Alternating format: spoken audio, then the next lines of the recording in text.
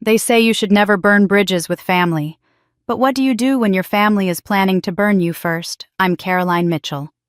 At 36, I'm the CEO of my family's manufacturing company, a position I earned through 15 years of blood, sweat, and relentless nights at the office, while my golden child sister posted selfies and lived off our parents' money.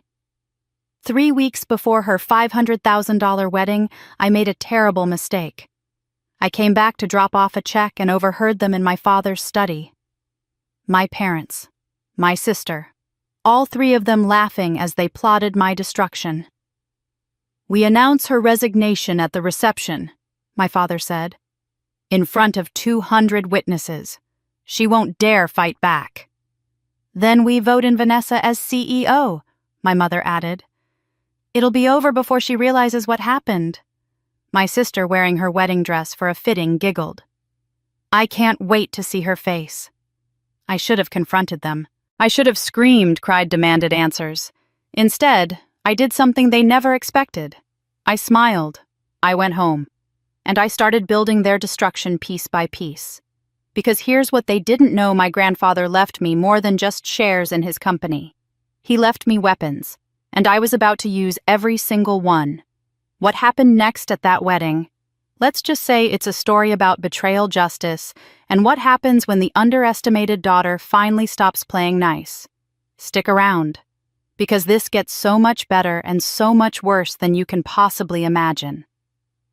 My name is Caroline Mitchell. I'm 36 years old, and I'm the CEO of Mitchell & Associates, a manufacturing company my grandfather founded 73 years ago. If you'd told me 3 months ago that my own family would try to destroy everything I'd built, I would have laughed. But I'm not laughing anymore. The morning everything changed started like any other Tuesday. I stood at the head of our main conference table facing 12 board members presenting our third quarter projections. The numbers were good, exceptional actually. Revenue had hit $200 million for the first time in company history. Our 800 employees had the highest job satisfaction scores in the industry. 3 major clients had just renewed contracts that would carry us through the next 5 years. The manufacturing sector is contracting nationwide, I said, clicking to the next slide. But we've grown by 18%. Our strategic pivot to sustainable materials has positioned us exactly where the market is heading. Richard Crawford, our longest-serving board member and my grandfather's best friend, nodded with approval. Marcus Chen, usually my toughest critic, was taking notes. Even my father, seated at the far end of the table, couldn't find anything to criticize. Not openly, anyway. After the meeting, Richard pulled me aside in the hallway. "Your grandfather would be damn proud, Caroline. This company is in the best hands it's ever been in." His words should have made me feel secure. They didn't. Because I'd learned a long time ago that success in business didn't translate to value in my family. That Sunday, I drove to my parents' estate in Connecticut for our monthly family brunch. The house stood at the end of a tree-lined drive, white columns, wrap-around porch, the kind of place that screamed old money even though my grandfather had been the son of a factory worker. He'd built his wealth.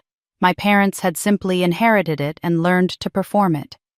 I parked next to a silver Mercedes I didn't recognize, probably another gift for Vanessa, and walked through the front door. No one greeted me. I followed the sound of laughter to the sunroom where my family was already gathered around the table, mimosas in hand. "Caroline!" My mother. Patricia glanced up from her phone just long enough to offer a thin smile. "You're late." I checked my watch. "It's 11. You said 11. "We started at 10:30, my sister Vanessa chirped from across the table, not looking up from her own phone. She was photographing her breakfast, some elaborate spread of pastries and fruit, probably for Instagram. "Mom texted everyone." I pulled out my phone. No text. This wasn't new. My father Robert sat at the head of the table in his weekend uniform, expensive polo shirt, khakis, the Wall Street Journal folded beside his plate. He acknowledged my arrival with the briefest of nods before returning to his reading. Vanessa, meanwhile, had stood up to greet someone, but not me. My mother had risen too, arms extended, face bright with genuine warmth. "There's my girl." Patricia embraced Vanessa like she'd been away for months instead of living 40 minutes away in Manhattan. "Let me see the ring again.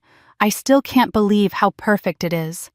Vanessa extended her left hand where a 3-carat diamond caught the morning light. "Bradley has such good taste. He designed it himself."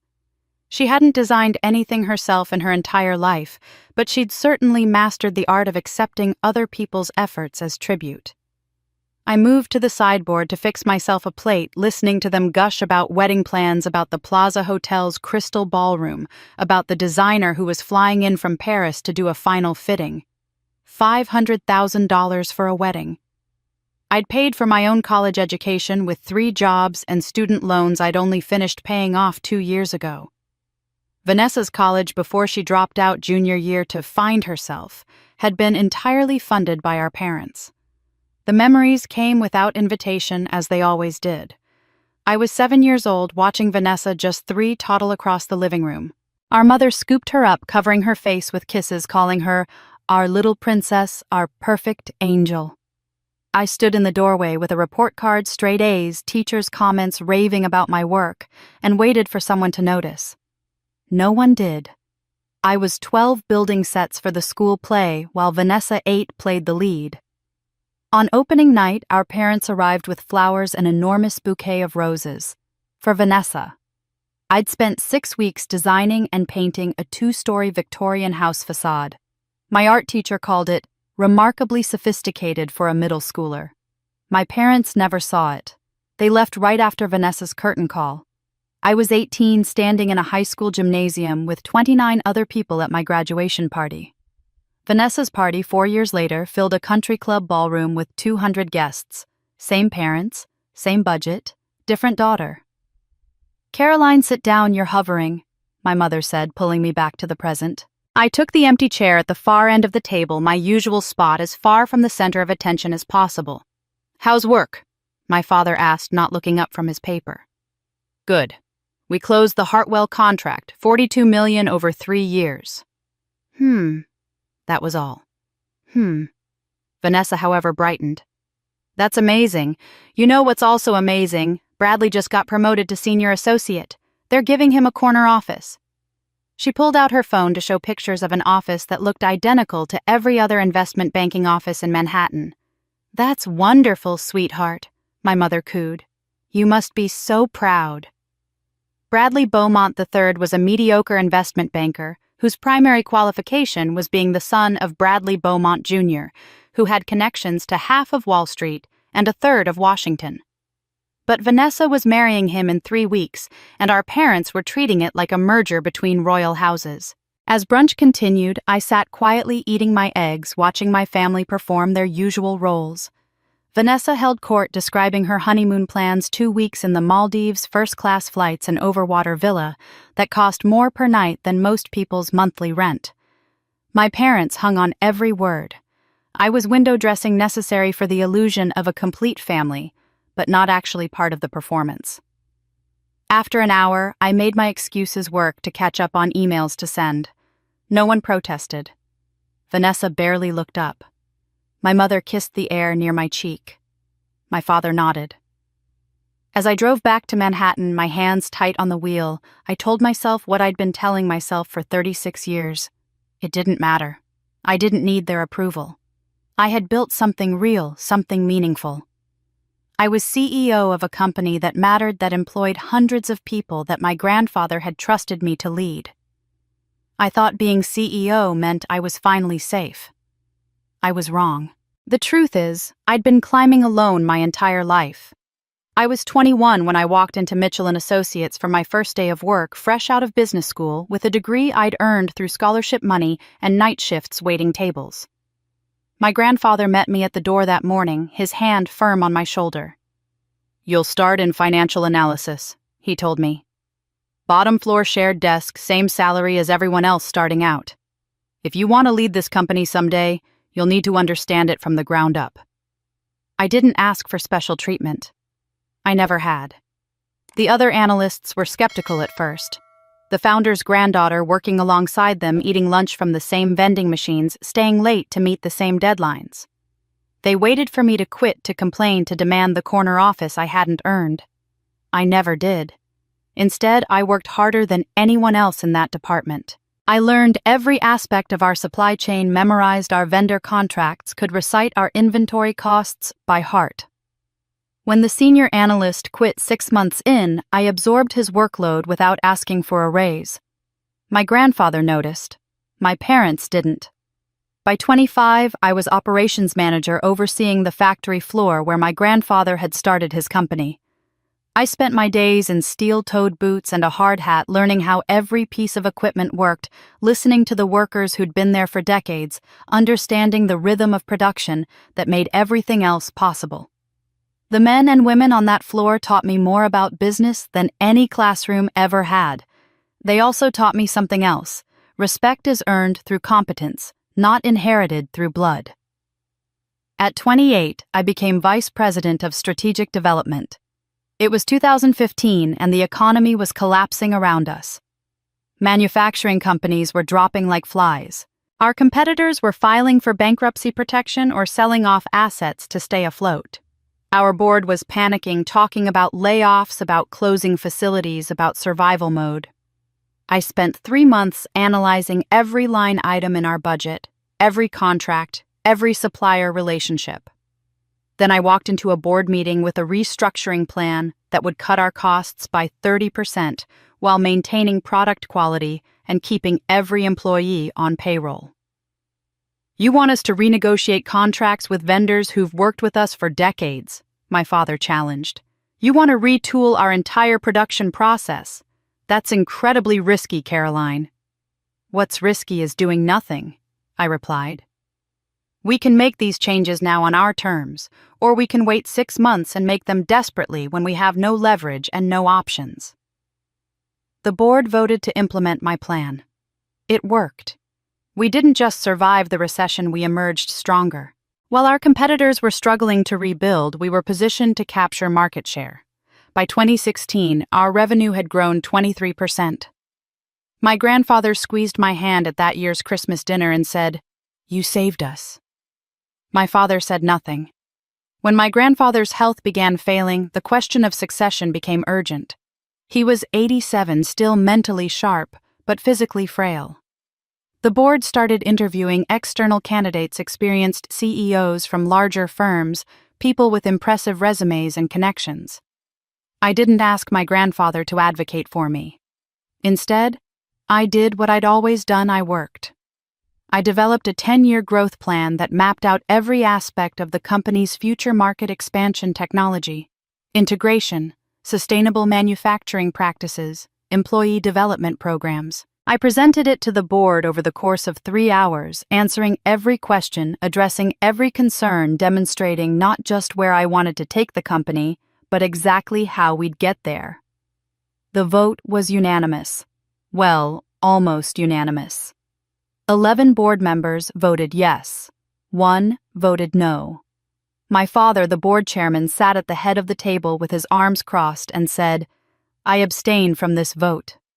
In corporate terms, an abstention is a no. Everyone in that room understood what he was really saying. His own daughter wasn't good enough. I became CEO anyway.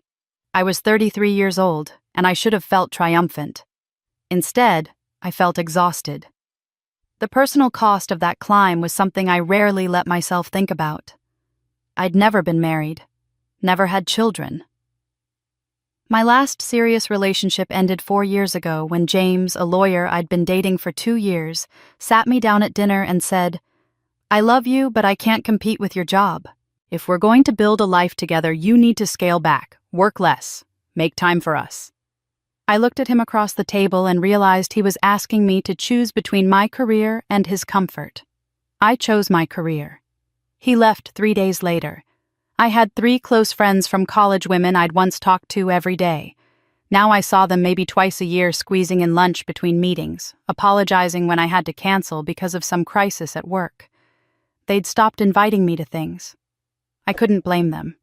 I'd missed Rachel's baby shower, Lisa's birthday party, and Jennifer's wedding. I was in Singapore negotiating a merger when she got married, and even though I'd sent an expensive gift, we both knew it wasn't the same as showing up. My apartment in Manhattan was beautiful floor-to-ceiling windows, modern furniture, a kitchen I never cooked in. It was also empty. I slept there maybe 5 hours a night, woke before dawn, and was at my desk by 6:30 every morning. Weekends were spent in the office. Holidays were spent reviewing financial reports. My cleaning service kept the place spotless because I was never there long enough to make a mess. It wasn't a home. It was a place to sleep between battles. Last Christmas, I'd made the mistake of mentioning at dinner that we'd just secured a $20 million contract with a Fortune 500 client. It was a major win, the kind of deal that would stabilize our revenue for years. My father barely looked up from his wine. "Well, the economy is performing well," he said dismissively. "Anyone could have landed that contract in this market." My mother immediately pivoted. "Vanessa, darling, tell everyone about your new partnership with that skincare company." Vanessa lit up. "Oh, it's so exciting. They're sending me their entire product line for free, and I just have to post about it on Instagram. It's basically a partnership." Everyone congratulated her. No one mentioned my $20 million contract again. When I told them I was being named CEO, my sister had laughed, not cruelly, just genuinely amused. "CEO of a small company, isn't that impressive, Caroline? I mean, Elon Musk is a CEO. So is the guy who runs Apple." My father had added, "Your grandfather built that company. You're just maintaining what he created." Just maintaining it.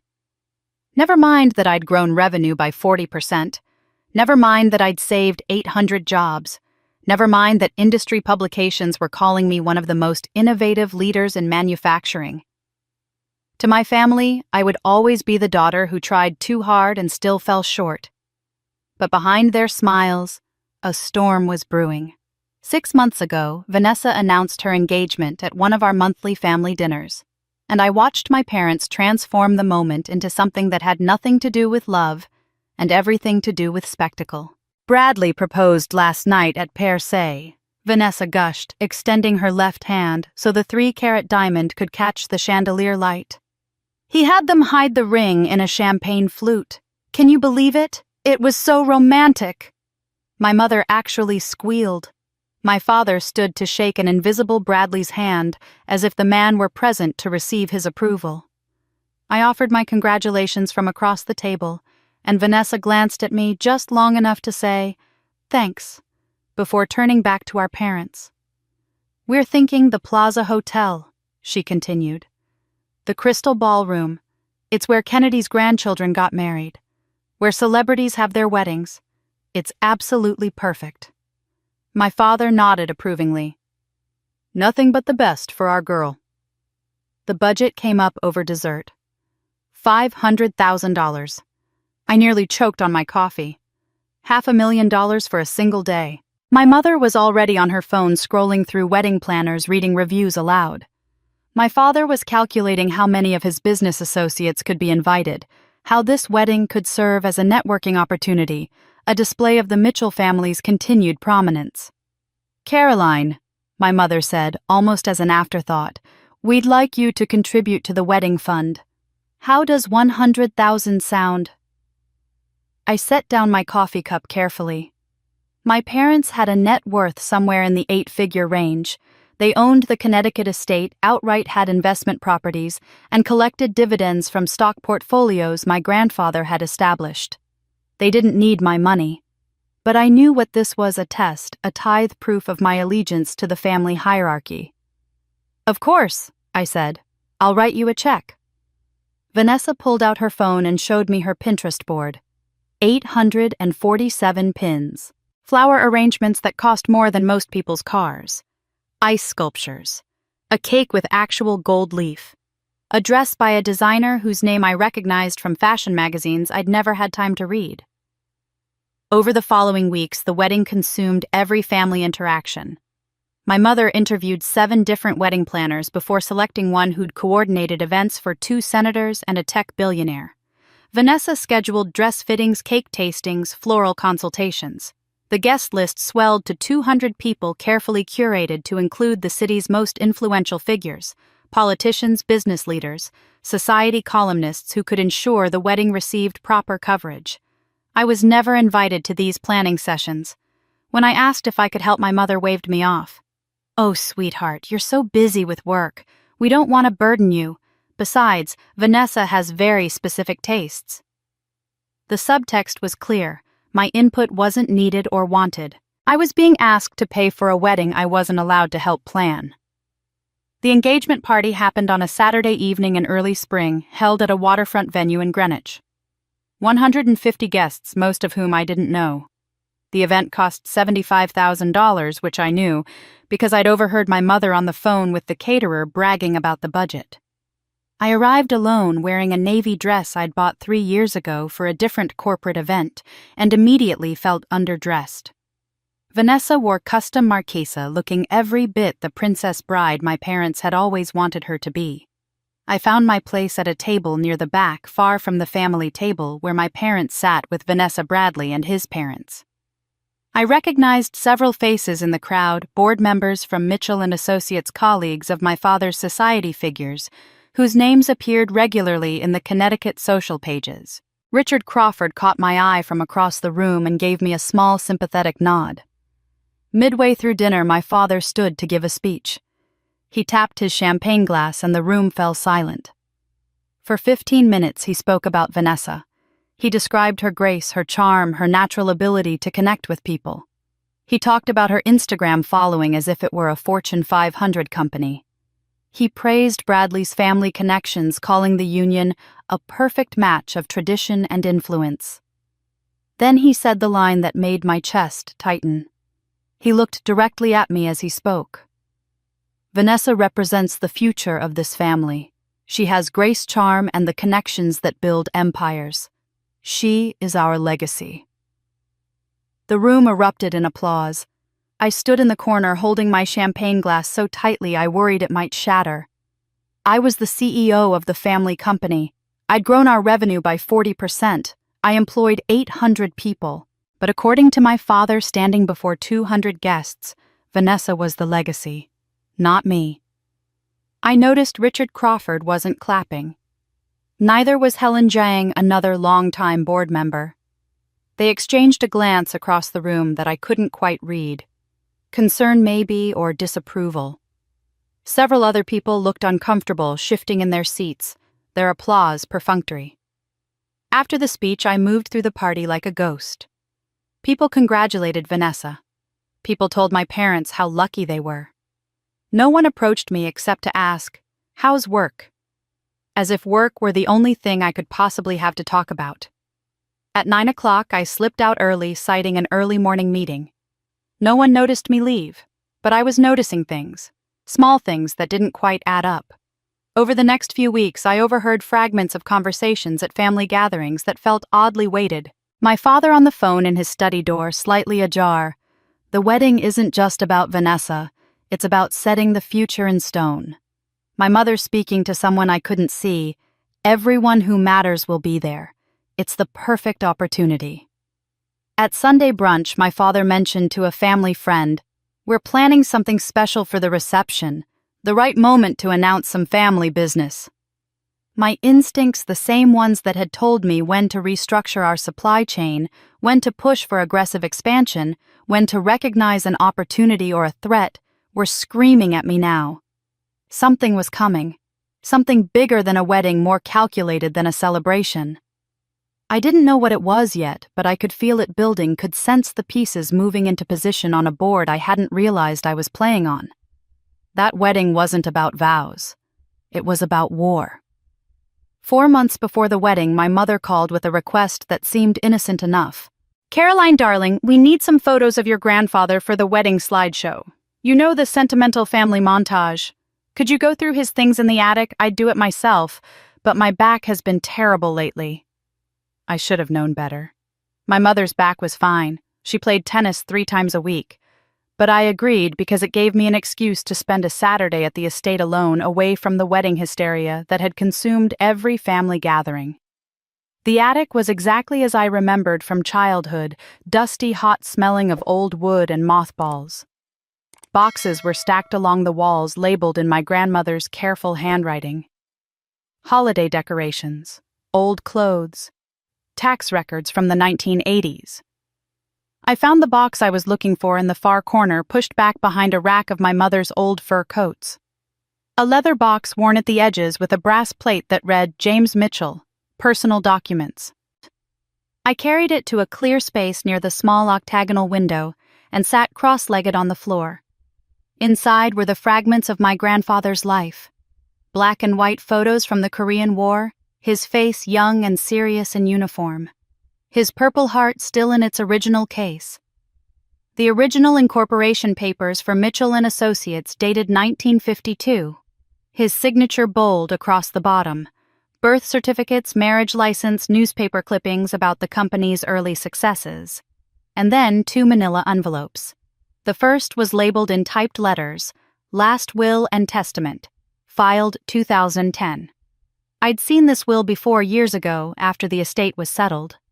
The second envelope was underneath slightly yellowed, the label handwritten in my grandfather's shakier late-life script, Original Will, 2009. My hands were trembling as I opened the second envelope first. The document inside was dated January 2009, 14 months before my grandfather died. I scanned the legal language until I reached the distribution of assets. Company shares, real estate holdings, investment portfolios, all itemized with precision.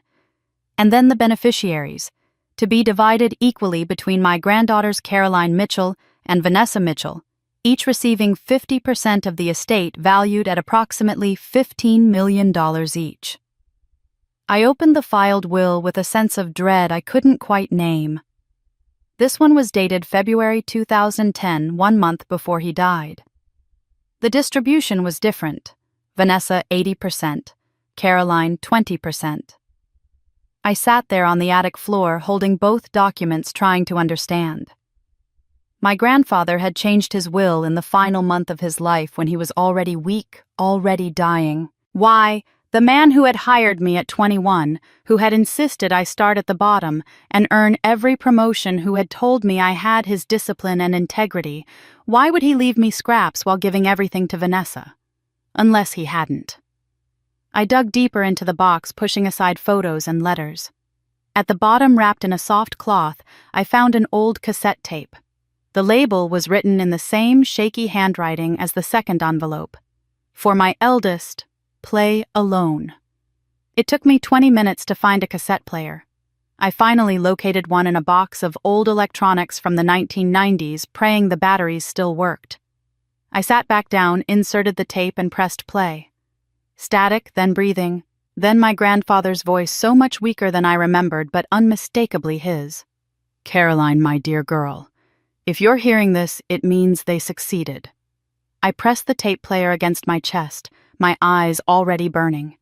I'm recording this in November 2009. Your parents visit me every day now, pressuring me. They bring lawyers, documents, papers to sign. They say you don't need the money, that you're strong, that you'll be successful on your own. They say Vanessa needs protection, needs security. She's not like you, they tell me. She'll never be able to take care of herself. His breathing was labored, pausing between sentences. I'm old, Caroline. I'm tired. And I'm sick. The doctors say my mind is going. Early Alzheimer's, they call it. Some days I'm clear. Some days I can't remember what I had for breakfast. Your parents know this. They're using it against me. They bring documents when I'm confused, when I'm tired, when I can barely hold a pen. They tell me it's for the best that I'm protecting both my granddaughters this way. I could hear him shift the rustle of paper near the microphone. I tried to fight them. I called my attorney Harold, but they convinced me he was too old, that I needed someone new. The new lawyer works for them, I think. I tried to tell the doctor what was happening, but who believes an old man with dementia? I don't have much time left. I can feel myself slipping away day by day. His voice cracked. So I'm leaving you this. The truth. I see you, Caroline. I've always seen you. You are the one who has my discipline, my integrity, my drive. The company is yours by right, not by inheritance. Whatever happens to my will, whatever documents they make me sign, know that I tried to stop them. Know that I love you. I've left you something. They can't take the truth and the tools to fight back when you're ready." The tape clicked off. I sat in the silent attic, tears streaming down my face, holding this 40-year-old cassette player like it was the most precious thing I'd ever owned. I searched through the box again with new urgency. There, tucked into a small velvet pouch, was a key with a paper tag attached. First National Bank, Safety Deposit Box 247. I held it up to the light streaming through the window, wondering what else my grandfather had hidden away, what other tools he'd left me. I noticed something else, too. The box's interior had a velvet lining that seemed thicker than it should be, slightly raised in one corner.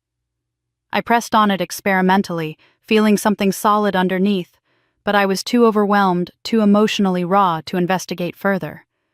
I'd come back to this later. For now, I had questions. Over the next week, I made careful inquiries. I invited Richard Crawford to lunch at his favorite steakhouse, ostensibly to discuss quarterly projections. Midway through our meal, I asked casually, "Did you notice anything unusual about my grandfather's final years? Any decisions that seemed out of character?" Richard set down his fork, his eyes sharp despite his age. "Your parents made some unusual decisions after James passed, moved money around, restructured some things. At the time, we assumed they were following his wishes." He paused. "Why do you ask?" "Just curious about company history," I said, keeping my voice light. I had coffee with Helen Jong 3 days later. When I asked similar questions, she leaned forward, her voice dropping. "We've noticed some expenditures that don't seem quite right. Nothing illegal necessarily, but questionable. Your father has been very creative with corporate funds." Neither of them pushed further. But I saw the concern in their eyes, the unspoken question, what had I found? And then I heard his voice again, the only person who ever loved me speaking from beyond the grave. 3 weeks after finding my grandfather's recording, I was still processing what it meant, still trying to decide what to do with the truth I'd uncovered. Then everything changed on a Tuesday night that started with flowers and ended with the death of whatever illusions I'd been clinging to. My mother had called that afternoon. "Caroline, I hate to bother you, but could you drop off the check for the florist, $25,000? They need it by tonight or they'll cancel our order, and Vanessa has her heart set on those imported French roses." $25,000 for flowers. I wrote the check during a conference call, barely thinking about it. Another tithe, another payment into the system that had never valued me. I left the office at 10:15, driving through light traffic to Connecticut, expecting to drop the envelope through the mail slot and head home. But when I turned into the long driveway at 10:47, the house wasn't dark. Lights blazed from my father's study, the room where he conducted all his important business, where family decisions were made behind closed doors. I parked near the side entrance, the one I'd used since childhood, and let myself in with my key. I was family, after all. I had access. The hallway was dark, but I could see the strip of light under my father's study door. I walked toward it, envelope in hand, planning to knock and hand over the check. Then I heard my father's voice sharp and clear through the heavy wood. "Are we certain she doesn't suspect anything?" I froze 3 feet from the door, my hand still extended. My mother's voice answered, that particular tone she used when discussing me, the one that mixed pity with contempt. "She's clueless, just like always buried in her spreadsheets and quarterly reports. She has no idea what's coming." Then a third voice. "Vanessa." My sister giggling like this was the funniest thing she'd ever heard. "She actually thinks she's family. Can you imagine, after all these years, she still doesn't get it?" They laughed. All 3 of them laughing at me in the dark while I stood in the hallway, barely breathing, the check for $25,000 still clutched in my hand. My father's voice turned businesslike. "The wedding is perfect cover. We'll have 200 witnesses, industry leaders, shareholders, members of the press. We announce her voluntary resignation during the reception right after dinner. Say she's stepping down to focus on her personal life, find balance, maybe start a family. She won't dare make a scene in front of everyone. She'll smile and take it like she always does. And then, that was my mother, eager, excited. Then the emergency board meeting we've already arranged. Bradley's father has secured 3 proxy votes from his connections. Combined with our shares, Vanessa will have the majority needed to be voted in as CEO. It'll all be over in one evening. Vanessa's voice uncertain for the first time. But what about the people who like her? Richard Crawford, Helen Zhang. Some of the others. My father scoffed. We have the video ready. Marcus helped us edit together footage from company events, her at the holiday party with a drink in her hand, looking tired at meetings, walking out of the office carrying boxes. It'll look like she's unstable drinking, checking out. We've paid 3 former employees to express concerns about her leadership, her mental state. By the time we're done, the board will think they're saving the company by removing her. And the media, my mother asked. Already handled. We've leaked the story to Business Insider. It'll run the morning after the wedding. Troubled CEO steps down amid family concerns. We'll look compassionate like we're helping her. She'll look like she's having a breakdown. They discussed more details. The timing 3:15 p.m. after the main course, but before cake, when guests would be relaxed and receptive. The prepared remarks my father would deliver. The video presentation queued up on the ballroom screens. The proxy votes already secured. The narrative already crafted. Every detail planned, every contingency covered. 3 months of preparation to destroy me in front of 200 people at my sister's wedding. I didn't burst through the door. I didn't scream or cry or demand an explanation. Something in me had gone very still, very cold. I backed away from the study door, one careful step at a time, my shoes silent on the marble floor. I walked back through the dark hallway, out the side entrance to my car. I placed the envelope with the check on the driver's seat beside me. The drive back to Manhattan took 43 minutes. I didn't speed. I didn't cry. I didn't turn on the radio. My hands were steady on the wheel, my breathing even. I felt like I was watching myself from a distance, observing this woman who was driving through the night after learning her family had been plotting her professional execution. I parked in my building's garage at 11:58 p.m., rode the elevator to the 14th floor, unlocked my apartment door, and walked to the kitchen where I poured a glass of red wine I'd been saving for a special occasion. This seemed special enough. I carried the wine to my desk, opened my laptop, and created a new folder. I encrypted it with a password only I would know, then titled it Project Phoenix. Because that's what this was. A death and a rebirth. The end of the daughter who'd spent 36 years begging for scraps of approval, and the beginning of something else. Something harder. Something that would fight back. I opened a blank document and began typing. Everything I knew, everything I'd learned, the 2 wills, the cassette tape, my grandfather's voice describing their manipulation, the key to the safety deposit box, Richard and Helen's concerns about questionable expenditures, and now this, their complete plan to humiliate and remove me. I worked until 4 in the morning, documenting everything, beginning to formulate a strategy. My reflection stared back at me from the dark window, and I barely recognized the woman I saw there. Her eyes were cold. Not hurt anymore. Not sad. Not desperate for love she'd never receive. Just cold. Calculating. Ready. They'd spent 3 months planning my destruction. They'd spent my entire lifetime training me to be competitive, ruthless, strategic. They'd taught me to see every angle, anticipate every move, never show weakness. They'd made me into exactly the opponent they should have feared most. They'd forgotten one crucial thing I learned from the best. My grandfather hadn't just left me a company. He'd left me his spine, his integrity, his refusal to back down from a fight. Tomorrow, I would begin building their destruction. Tonight, I allowed myself one last moment of grief, for the family that had never existed, for the parents who'd never loved me, for the sister who'd never seen me as anything but competition. Then I closed that grief away in a box I would never open again. They thought I'd crumble, but they didn't know who I'd become. The next morning, I woke at 6 a.m. after 2 hours of sleep, showered, dressed, and picked up my phone. I opened the family group chat and typed, "Can't wait for the big day. Let me know if you need anything else." I added a smiley emoji, something I never did, and hit send. My mother's response came within minutes. "So sweet of you, darling. Could you make Vanessa's hair appointment on Thursday? She's swamped." "Of course," I typed back. "Happy to help." And just like that, the performance began. That Saturday, I attended a bridesmaid's dress fitting at a boutique in Soho that charged more per hour than most people earned in a week.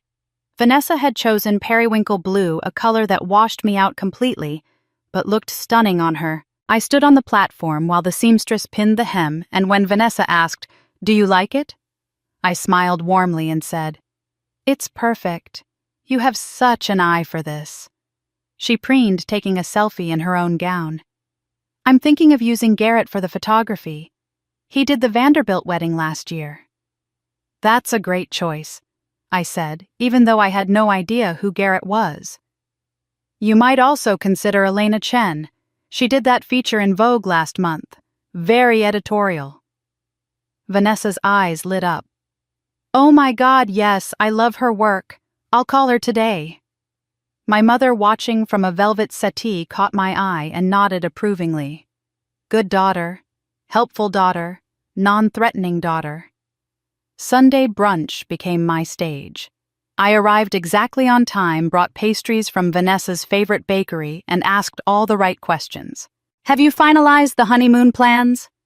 Vanessa launched into a 20-minute description of their $40,000 trip to the Maldives Overwater Villa private butler couple's spa treatments. Our parents were paying for all of it naturally. I listened with apparent fascination, making appropriately enthusiastic sounds at all the right moments. "You should really take a vacation too," Vanessa said, her voice dripping with false concern. "You look tired. When was the last time you took time off?" "You're probably right," I replied, my smile never wavering. "I've been thinking about my future lately. Maybe after the wedding I'll take some time to reassess things." My mother's face brightened. My father's shoulders relaxed. Vanessa exchanged a knowing glance with them. They thought I was signaling surrender, waving a white flag before the battle had even begun. They thought I was already broken. Over the following weeks, I became the daughter they'd always wanted me to be. Compliant, enthusiastic, slightly dim. I showed up to every wedding-related event with a smile. I complimented every decision. I never questioned, never challenged, never asserted an opinion they didn't want to hear. I was boring, helpful, forgettable, and they became careless. "I think we were worried for nothing," my mother told my father one Sunday, not bothering to lower her voice, even though I was 10 feet away, supposedly absorbed in my phone. "She's actually being helpful for once. No drama, no demands for attention." "She knows her place," my father replied. Finally. Vanessa grew bolder with each passing week. At a family dinner, she leaned across the table and said, "Honestly, Caroline, you should think about taking time off after my wedding. Maybe the company is too much stress. You've seemed really overwhelmed lately." I looked up from my salmon, my expression concerned. "You might be right. I have been feeling the pressure. Maybe I need to step back, focus on other things." She smiled, satisfied. My mother reached over and patted my hand. "That's very mature of you, sweetheart." They started discussing their plans in front of me, assuming I wasn't paying attention or was too stupid to understand the implications. At one dinner, my father spoke openly about new leadership directions for the company and fresh energy at the executive level. I kept my eyes on my phone, scrolling through emails, my face blank. But I heard every word. I cataloged every slip, every revealed detail, every piece of their strategy. They thought I was beaten. They thought I'd already accepted my fate. But alone in my office late at night, after the building had emptied and the cleaning crew had finished their rounds, I fought a different battle. The rational part of my brain, the CEO part, knew exactly what this was. A hostile takeover dressed up as family planning. Corporate warfare wrapped in the language of concern and love. I'd seen this play out in business 100 times. The only difference was that the betrayers shared my DNA. But there was another part of me, smaller and more painful, that still wanted to believe I was wrong. That whispered maybe I'd misheard. Maybe there was an explanation. Maybe my family actually loved me, and this was all some terrible misunderstanding. That part of me wanted to walk into my father's study and ask him directly, wanted to give them a chance to tell me I'd gotten it wrong. I sat at my desk at 11 p.m. on a Wednesday, staring at the folder labeled Project Phoenix, and forced myself to choose. The daughter who wanted to be loved, or the CEO who knew how to survive. I chose the CEO. I opened the document I'd been building and began adding new sections. First, targets. I needed Richard Crawford and Helen Zhang solidly on my side. Marcus Chen would be harder. He was ambitious and pragmatic, but I could offer him something he wanted. I needed to identify every board member's pressure points, every shareholder's concerns, every possible vote. Second timeline. 3 months until the wedding. I needed to move carefully, quietly, building my case without alerting them to what I was doing. Third, evidence. I had my grandfather's recording and the 2 wills. I needed more. Financial records showing any irregularities in how my parents had managed company funds. Documentation of the proxy votes they were arranging. Proof of the manipulated video they'd created. Fourth, resources. My own money. My reputation. My knowledge of the company and its operations. My grandfather's tools, whatever they were. Fifth, rules of engagement. Everything had to be legal, documented, airtight. I couldn't give them any ammunition to use against me. No emotional outbursts, no confrontations, no evidence of instability or vindictiveness. I worked until 4 a.m. building the framework of their destruction. When I finally closed my laptop and looked at my reflection in the dark window, I barely recognized myself. The woman staring back at me had cold eyes and a set jaw. She looked like someone who could do what needed to be done. The next morning, I met my parents for breakfast at their club. I wore a soft pink sweater, kept my makeup light, and smiled warmly when they greeted me. Over Eggs Benedict, I asked about the wedding menu options, listened to my mother describe the 7-course meal they'd planned, and suggested they might want to offer a vegetarian option for guests with dietary restrictions. "That's very thoughtful," my mother said, surprised. I smiled. "I just want everything to be perfect for Vanessa." They had their plan, but so did I. While I perfected my performance for my family, I began quietly building something they would never see coming. The first piece was Richard Crawford. I called him on a Monday morning and suggested lunch. "Nothing formal," I said. "Just wanted to pick your brain about some company history." We met at Peter Luger's, a dimly lit steakhouse in Brooklyn, where business deals had been made for generations. Richard ordered his usual porterhouse rare. I ordered the same. "I've been thinking a lot about grandfather lately," I said, cutting into my steak. "How he made decisions, what mattered to him. I want to make sure I'm honoring his legacy properly." Richard set down his fork, his 72-year-old eyes suddenly sharp. "Why do you ask?" I kept my tone casual, almost wistful. "I've been reviewing old company documents, the original bylaws, the incorporation papers, his notes from board meetings, trying to understand his philosophy." Richard studied me for a long moment. "Your grandfather was a man of principle. He believed business should be conducted with integrity, that family meant loyalty, and that leadership was a sacred trust." He leaned forward slightly. "If you ever find anything concerning anything that doesn't align with those principles, you know you can come to me, right?" "I appreciate that," I said, meeting his eyes. "More than you know." We talked for another hour about company history, about the early years, about my grandfather's vision. When we parted, Richard squeezed my shoulder. "He'd be proud of you, Caroline. Don't let anyone tell you otherwise." 2 days later, I had coffee with Helen Zhang at a quiet cafe near her apartment. Helen was 68, whip-smart, and owned 8% of company shares. She'd been one of the first female executives in manufacturing back in the 80s, and my grandfather had mentored her when others dismissed her. I used the same approach, asking about his decision-making process, his values. Helen was more direct. "Your parents haven't run things the way James would have wanted. I've had concerns for years, but never enough proof to act."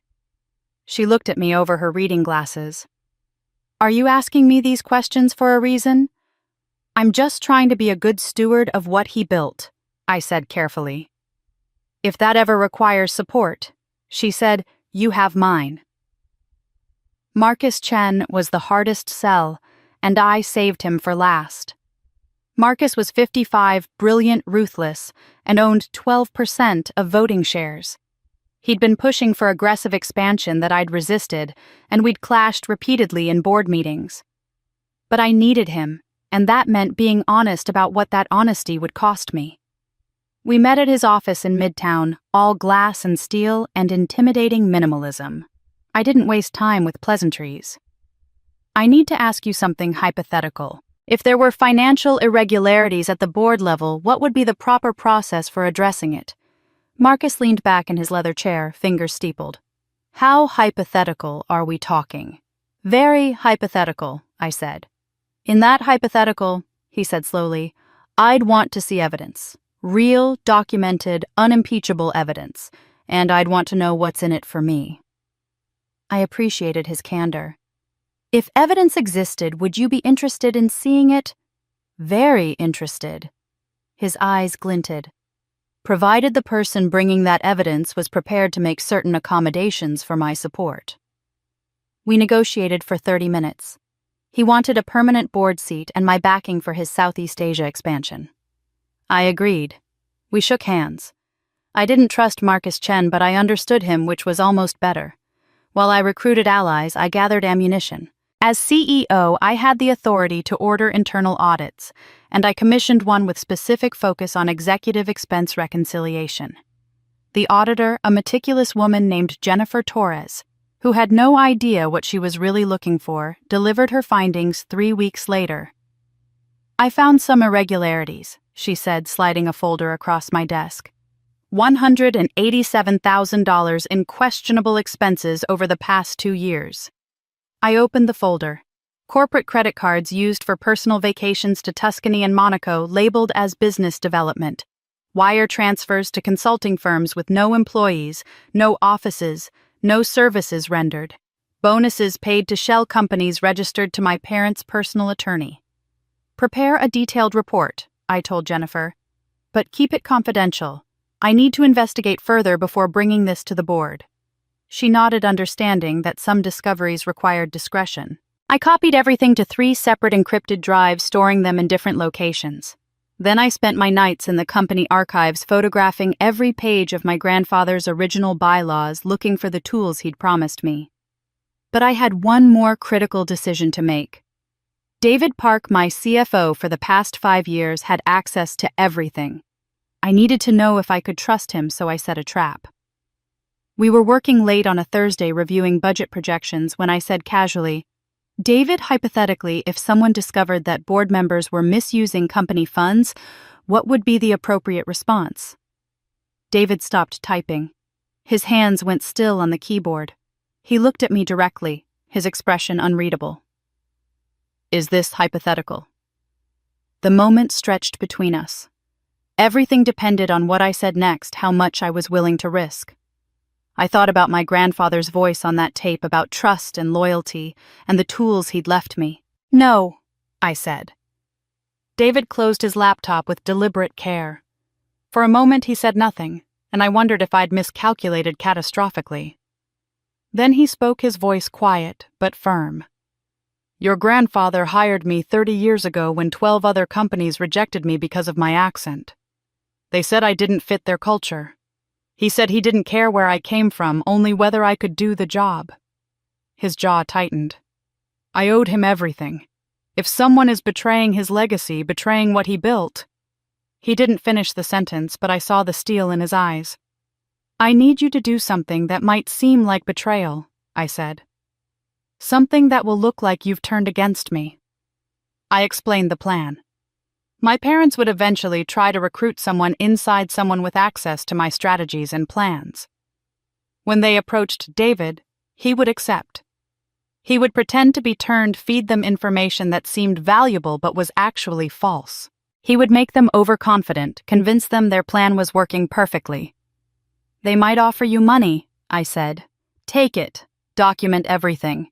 They might ask for inside information about my decisions, my mental state, my plans.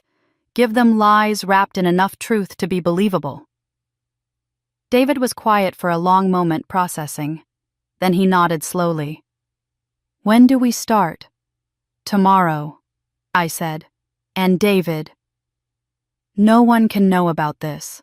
Not the lawyers I'll eventually hire, not the other shareholders. Your reactions to everything I do need to be genuine because they'll be watching for tells. I understand, he said.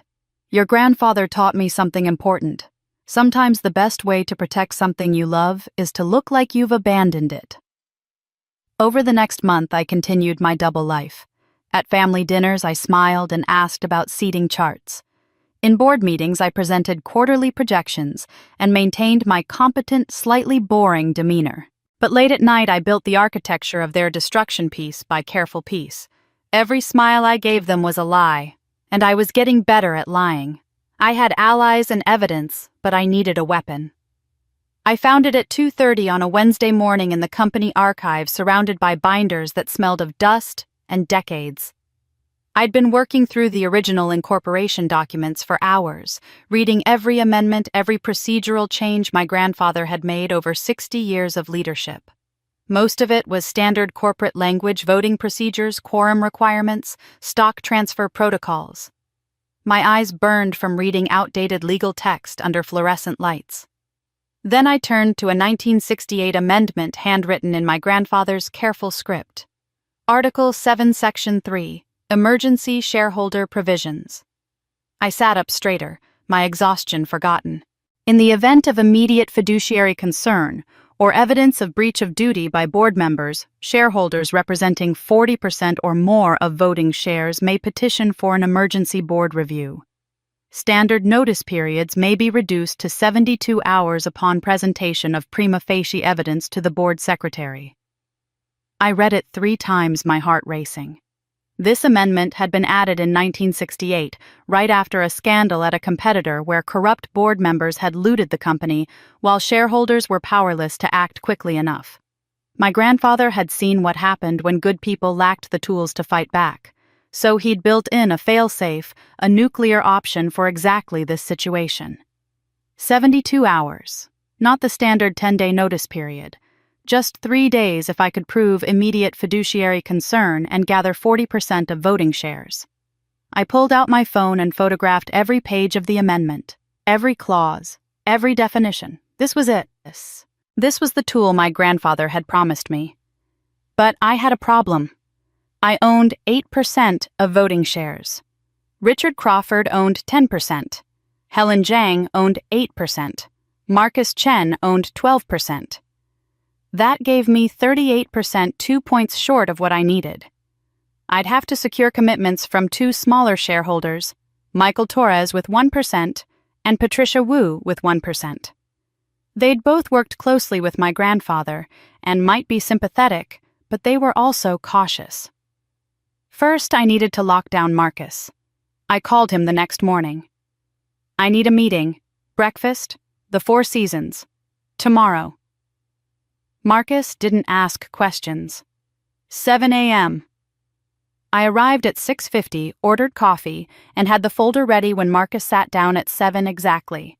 He was wearing a Tom Ford suit and looking at me with those calculating eyes that had made him one of the most successful investors in the city.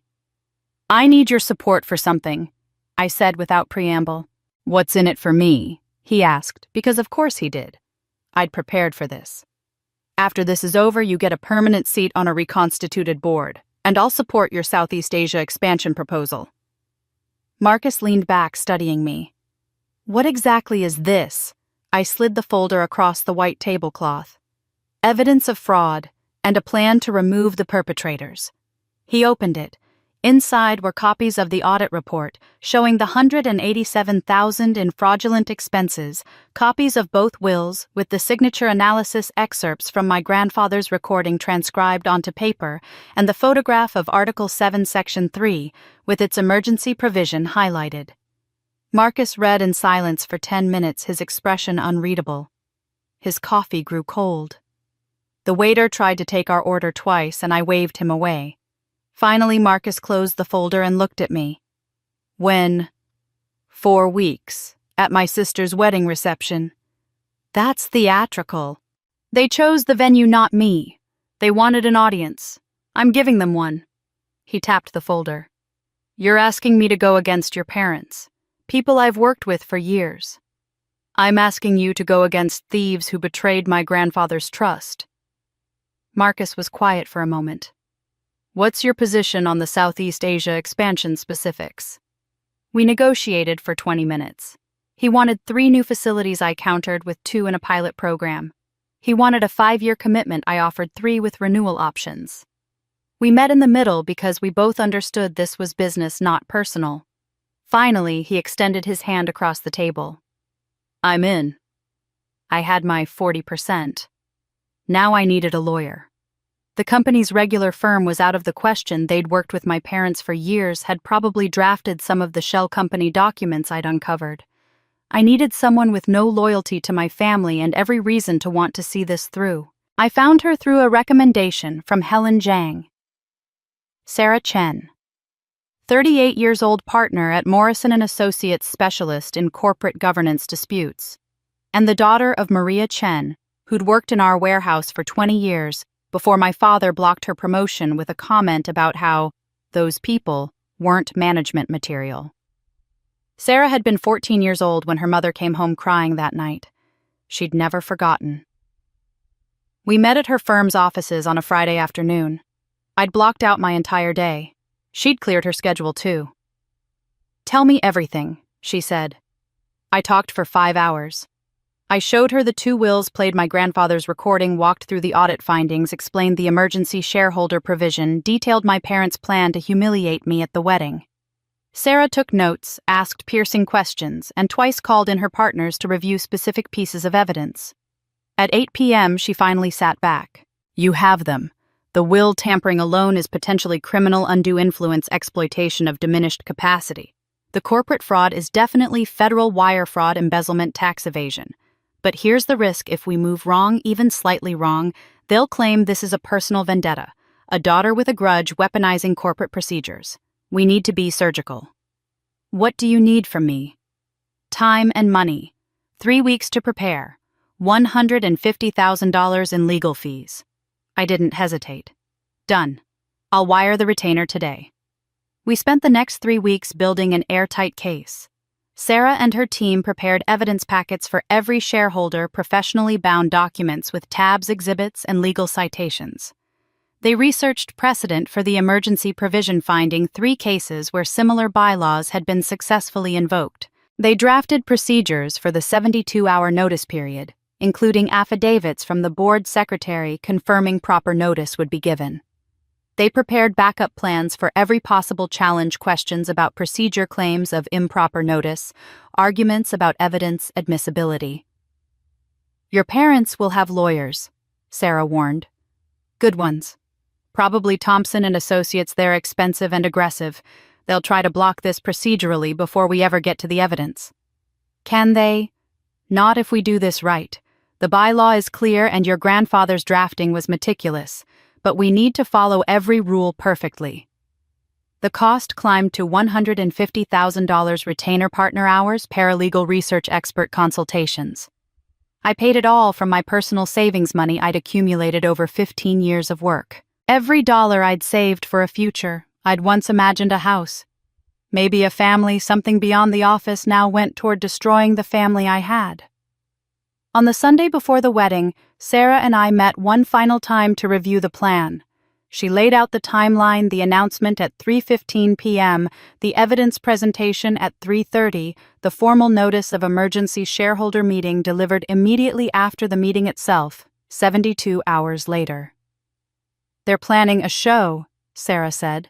A public execution dressed up as family concern. I looked at the evidence packets stacked on her conference table, at the legal briefs and shareholder notices and procedural documents that represented 3 weeks of 18-hour days. I know, I said. But they planned a show. I planned an execution.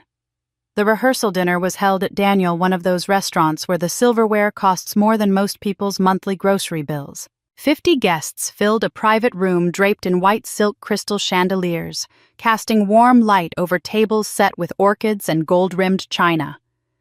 The bill for the evening was $25,000. I knew because I'd overheard my mother bragging about it on the phone. I sat at the family table wearing a navy dress I'd bought specifically for tonight, conservative, unremarkable, the kind of thing that wouldn't draw attention. My hair was pulled back in a simple twist. I'd applied minimal makeup. I looked like exactly what they thought I was, the boring older sister, the workaholic who didn't know how to celebrate present but peripheral. I watched them as if from very far away. My mother laughing at something Bradley's father said, her hand on Vanessa's arm, proprietary and proud. Vanessa herself radiant in a white rehearsal dress that had probably cost $3,000, accepting congratulations and compliments like they were her natural due. Bradley beside her, pleasant and forgettable, exactly the kind of man my parents had always wanted in the family, connected, compliant, controllable. And my father holding court at the head of the table, already half drunk on expensive wine, and the anticipation of tomorrow's triumph. He stood at 8:30 tapping his glass with a knife. The room fell silent. I watched him gather himself, straightening his shoulders, assuming the bearing of a man about to deliver important words. Tomorrow. He began, his voice carrying that particular blend of warmth and authority he'd perfected over decades. We celebrate not just a marriage but a new chapter for our family. Vanessa and Bradley represent the future, young, connected, ready to lead. He paused, and his eyes found me across the table. Some people work hard. The emphasis was subtle but unmistakable. Several guests shifted uncomfortably. But true success requires something more. Vision, charm, the ability to inspire others to build connections that matter. Vanessa has always had that quality. That natural grace that can't be taught or earned through mere effort. Vanessa was beaming, her cheeks flushed with pleasure and champagne. My mother dabbed at her eyes with her napkin as if overcome with emotion. She is our true heir, my father concluded. The future of everything we've built. The applause was polite but uncomfortable. I could see it in the faces around the room, the slight frowns, the exchanged glances, the people who knew I was CEO, but were too polite to question why the father of the bride was essentially announcing my obsolescence at his younger daughter's rehearsal dinner. I raised my glass along with everyone else. I made direct eye contact with my father across the table and smiled. He smiled back, satisfied, interpreting my expression as resignation, as acceptance of my place in the family hierarchy. He had no idea what he was actually seeing. No idea that my smile was calculation, that I was counting down the hours until I destroyed everything he thought he'd secured. After dinner, I drove back to my apartment in Manhattan, the city lights blurring past my windows. It was nearly 11 when I let myself in, dropping my keys on the entry table, walking through rooms that had never quite felt like home. I stood before my full-length mirror in the bedroom, still wearing the bridesmaid dress. Periwinkle blue. Vanessa's choice, of course. It washed me out completely, made my skin look sallow and my eyes dull. I looked like a woman playing a role in someone else's story, which was exactly what I'd been my entire life. On my bed, I'd laid out everything I'd need tomorrow. 3 encrypted drives, each containing copies of all the evidence. Sarah Chen's business card with her personal cell number written on the back. A printed list of the 5 shareholders who'd committed their support. The key to my grandfather's safety deposit box, though I hadn't yet discovered what else it might contain.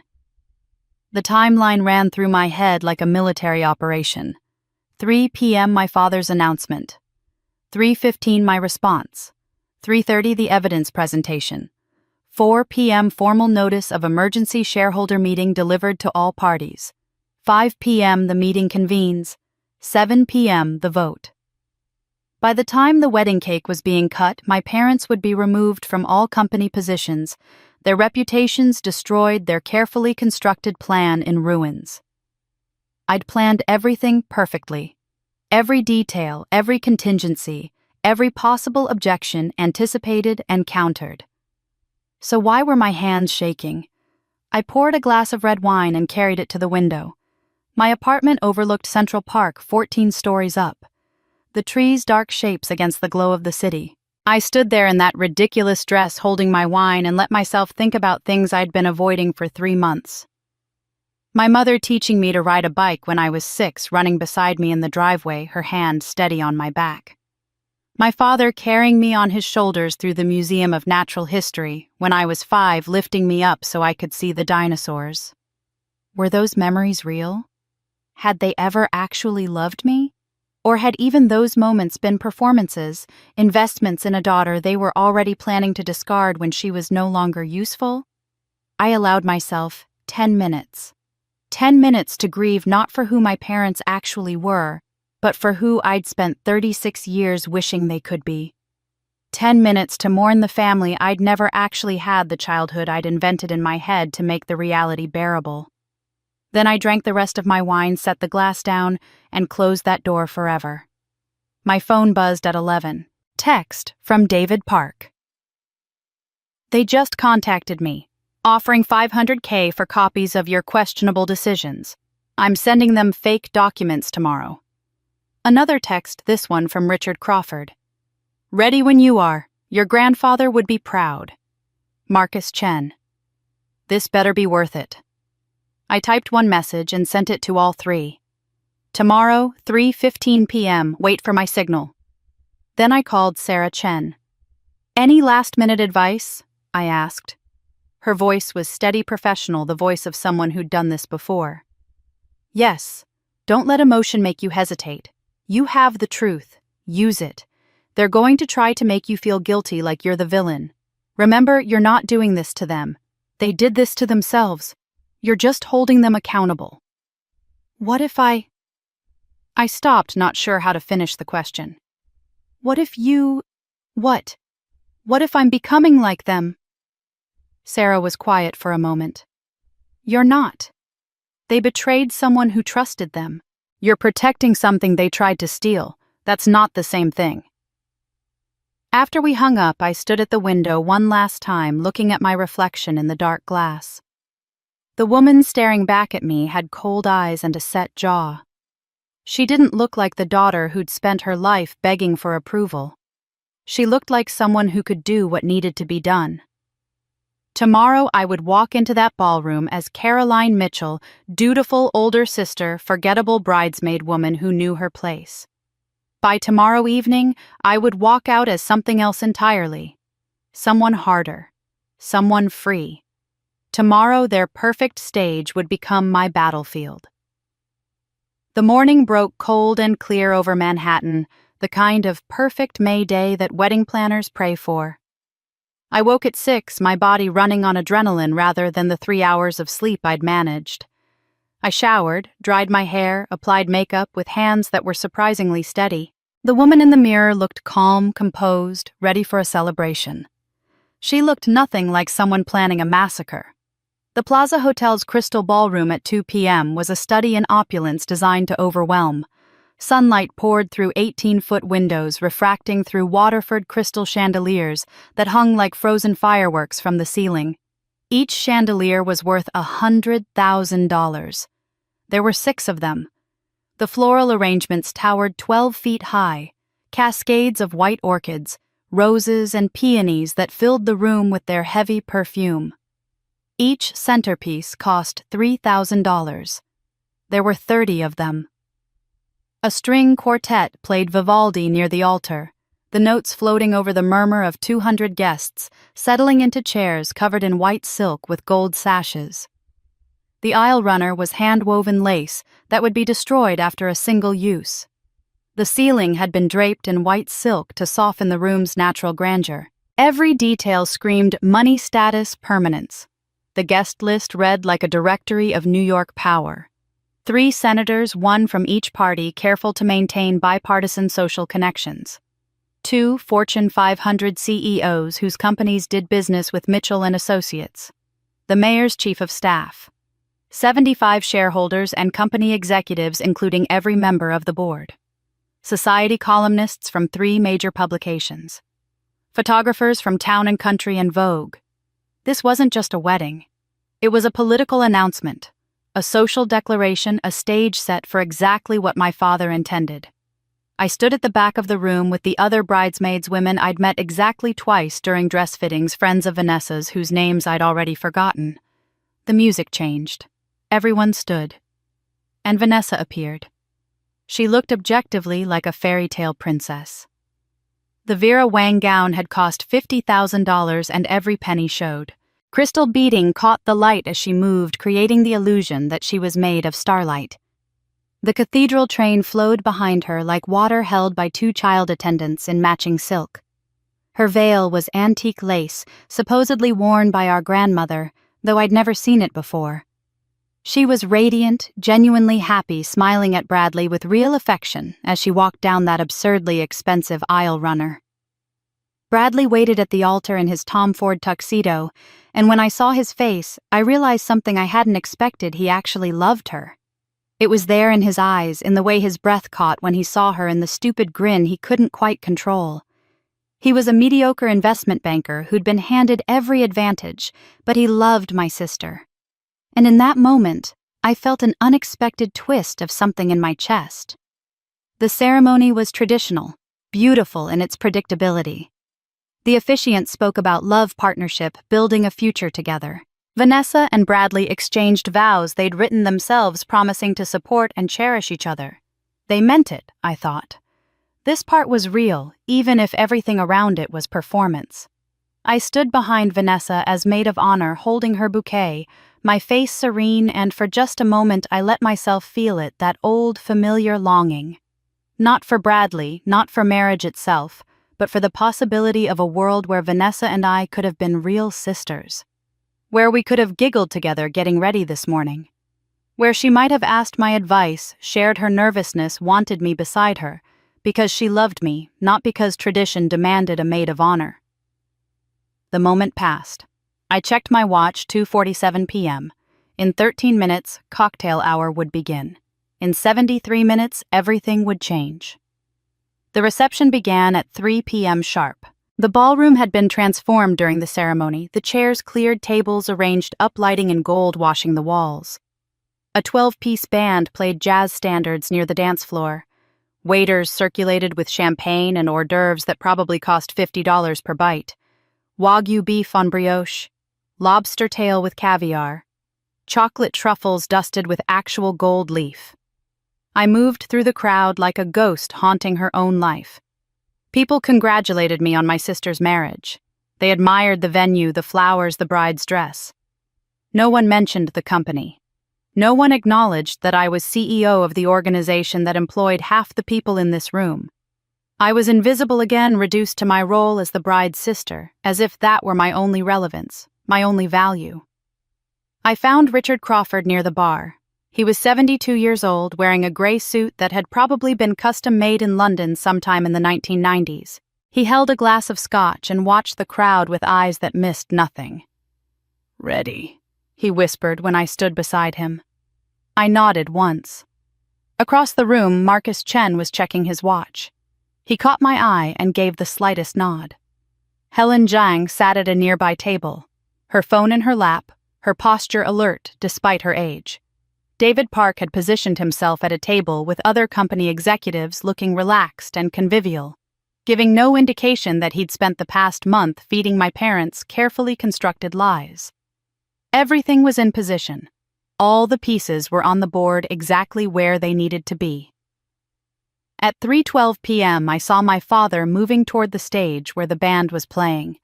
He had that look on his face, that particular expression of satisfaction and certainty. He thought he knew exactly how the next hour would unfold. He'd rehearsed his speech, prepared his video, secured his votes. He thought he'd accounted for every variable, right on schedule. And then they made their move. My father took the microphone from the band leader at exactly 3:15 p.m. "Ladies and gentlemen, if I could have your attention." The band stopped mid-song. Conversations died. 200 faces turned toward the stage where Robert Mitchell stood in his custom tuxedo, looking every inch the benevolent patriarch about to bestow wisdom upon his gathered subjects. "We're gathered today to celebrate love and new beginnings." He began, his voice warm and practiced. "But before we cut the cake, I have another important announcement about new beginnings at our family company." I stood near the back of the room, my face carefully neutral, my hands loose at my sides. This was it. The moment they'd spent 3 months planning. I watched my father like I was watching a stage performance, noting every calculated gesture, every rehearsed pause. My eldest daughter, Caroline, has been CEO of Mitchell & Associates for 3 years now. He located me in the crowd, his expression a masterpiece of paternal concern. "She's worked very hard." The emphasis on very was subtle but unmistakable. The implication clear: too hard, obsessively hard, unhealthily hard. But the stress has taken a toll. Those who know her have seen it, the exhaustion, the isolation, the personal sacrifices that come from putting work before everything else. Gasps rippled through the crowd. I saw heads turning, people trying to find me, curious to see how I was reacting. I stood perfectly still, my expression unchanged. "After deep family discussions," my father continued, "Caroline has decided to step down as CEO to focus on her personal life, to find balance, perhaps even to find love." He smiled with what appeared to be genuine warmth, as if this announcement were an act of compassion rather than execution. "We fully support her decision to prioritize her well-being." The room was silent, except for a few uncomfortable coughs. I could see the calculation in people's faces, trying to decide if this made sense, if they'd missed signs of my supposed breakdown, wondering if they should feel sorry for me or judgmental. My father pressed forward before anyone could process too deeply. "It's time for new energy, new vision, new leadership that can take Mitchell & Associates into the future. I'm proud to announce that Vanessa will be stepping into the CEO role, bringing fresh perspectives, social connections, and the kind of modern thinking our company needs to thrive in today's markets." Vanessa stood from her seat at the head table. Her wedding dress caught the light as she moved, creating that intentional fairy tale effect. She walked to the stage with practiced grace, and I had to admit she looked the part. Young, beautiful, confident. The kind of person you'd want leading your company if you didn't know that her only professional experience was posting filtered photos on Instagram. Some guests applauded, mostly Bradley's family and their social circle people who had no stake in the company and thought this was simply another charming wedding announcement. But the company employees and shareholders, the people who actually understood what was happening, sat frozen. I watched Helen Zhang pull out her phone, her fingers moving rapidly across the screen. Marcus Chen's face was carved from stone, revealing nothing. Richard Crawford's hand tightened on his scotch glass, his knuckles white. My mother was dabbing at her eyes with a lace handkerchief, though whether from joy or performance was impossible to tell. She'd always been the better actor. Then the video began. The massive screens that had been showing wedding photos throughout cocktail hour went dark. Somber music swelled. Text appeared, "Mitchell & Associates, a company at a crossroads." I watched my own face appear on screen. Footage from the company holiday party last December, me holding a champagne glass, laughing at something someone had said. But the editing made it look different. The same clip repeated 3 times in rapid succession, making it appear I was drinking compulsively, refilling my glass again and again in what looked like concerning behavior. It was masterfully done. Anyone who didn't know the original context would see exactly what they were meant to see: a woman with a drinking problem.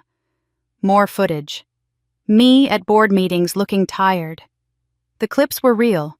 I had been tired working 16-hour days to close the Hartwell contract, but stripped of context, they looked like exhaustion born of incompetence rather than dedication.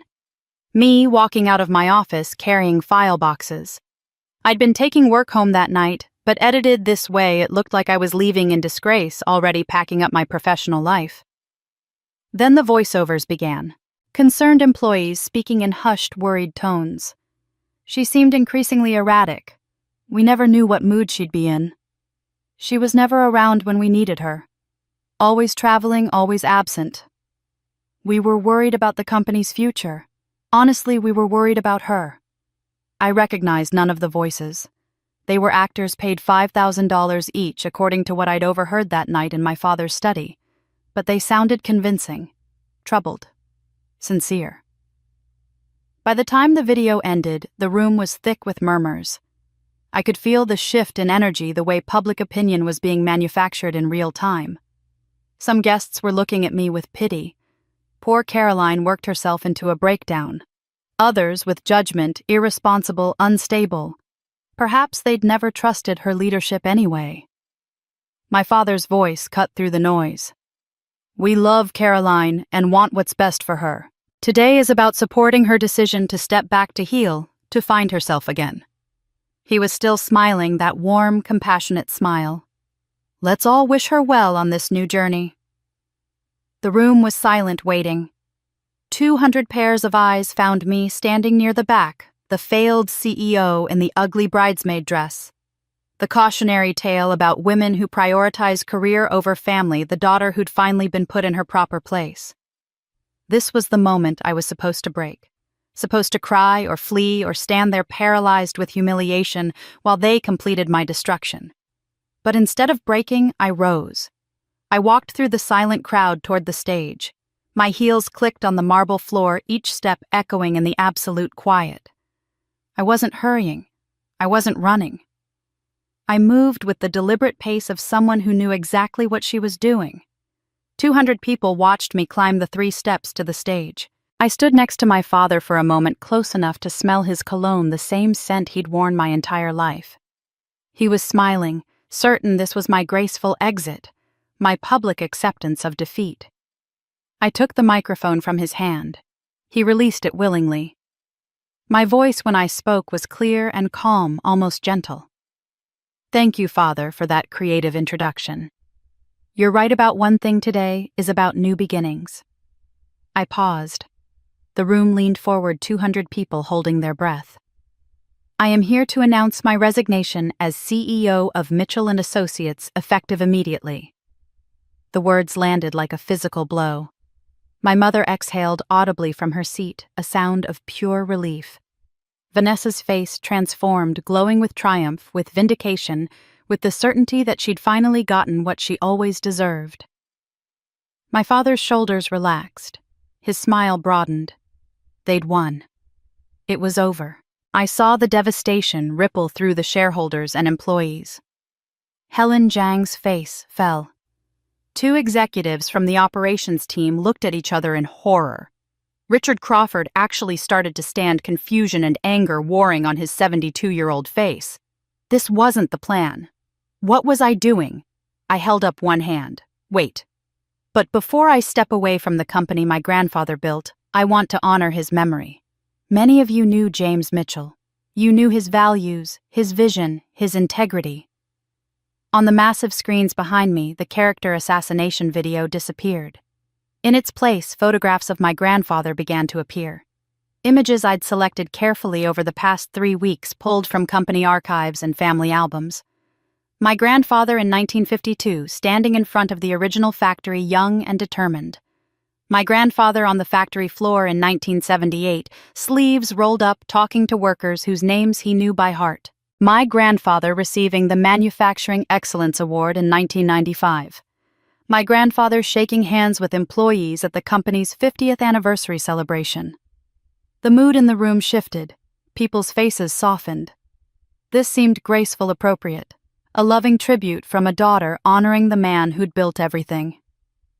Grandfather believed in 3 things above all. I continued, my voice still gentle, but with steel underneath now. Integrity, honesty, loyalty. He built this company on those principles. He believed business should be conducted with honor, that family meant protection, that leadership was a sacred trust. My father was nodding along, thinking I was wrapping up, preparing to exit with dignity.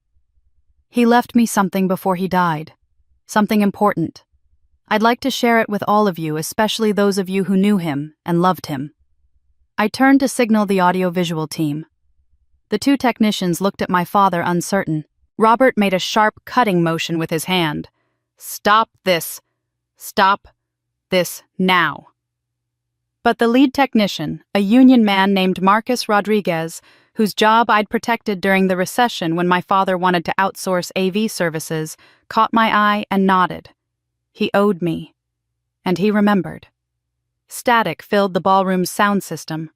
Then my grandfather's voice, weak but unmistakable. "Caroline, my dear girl, if you're hearing this, it means they succeeded."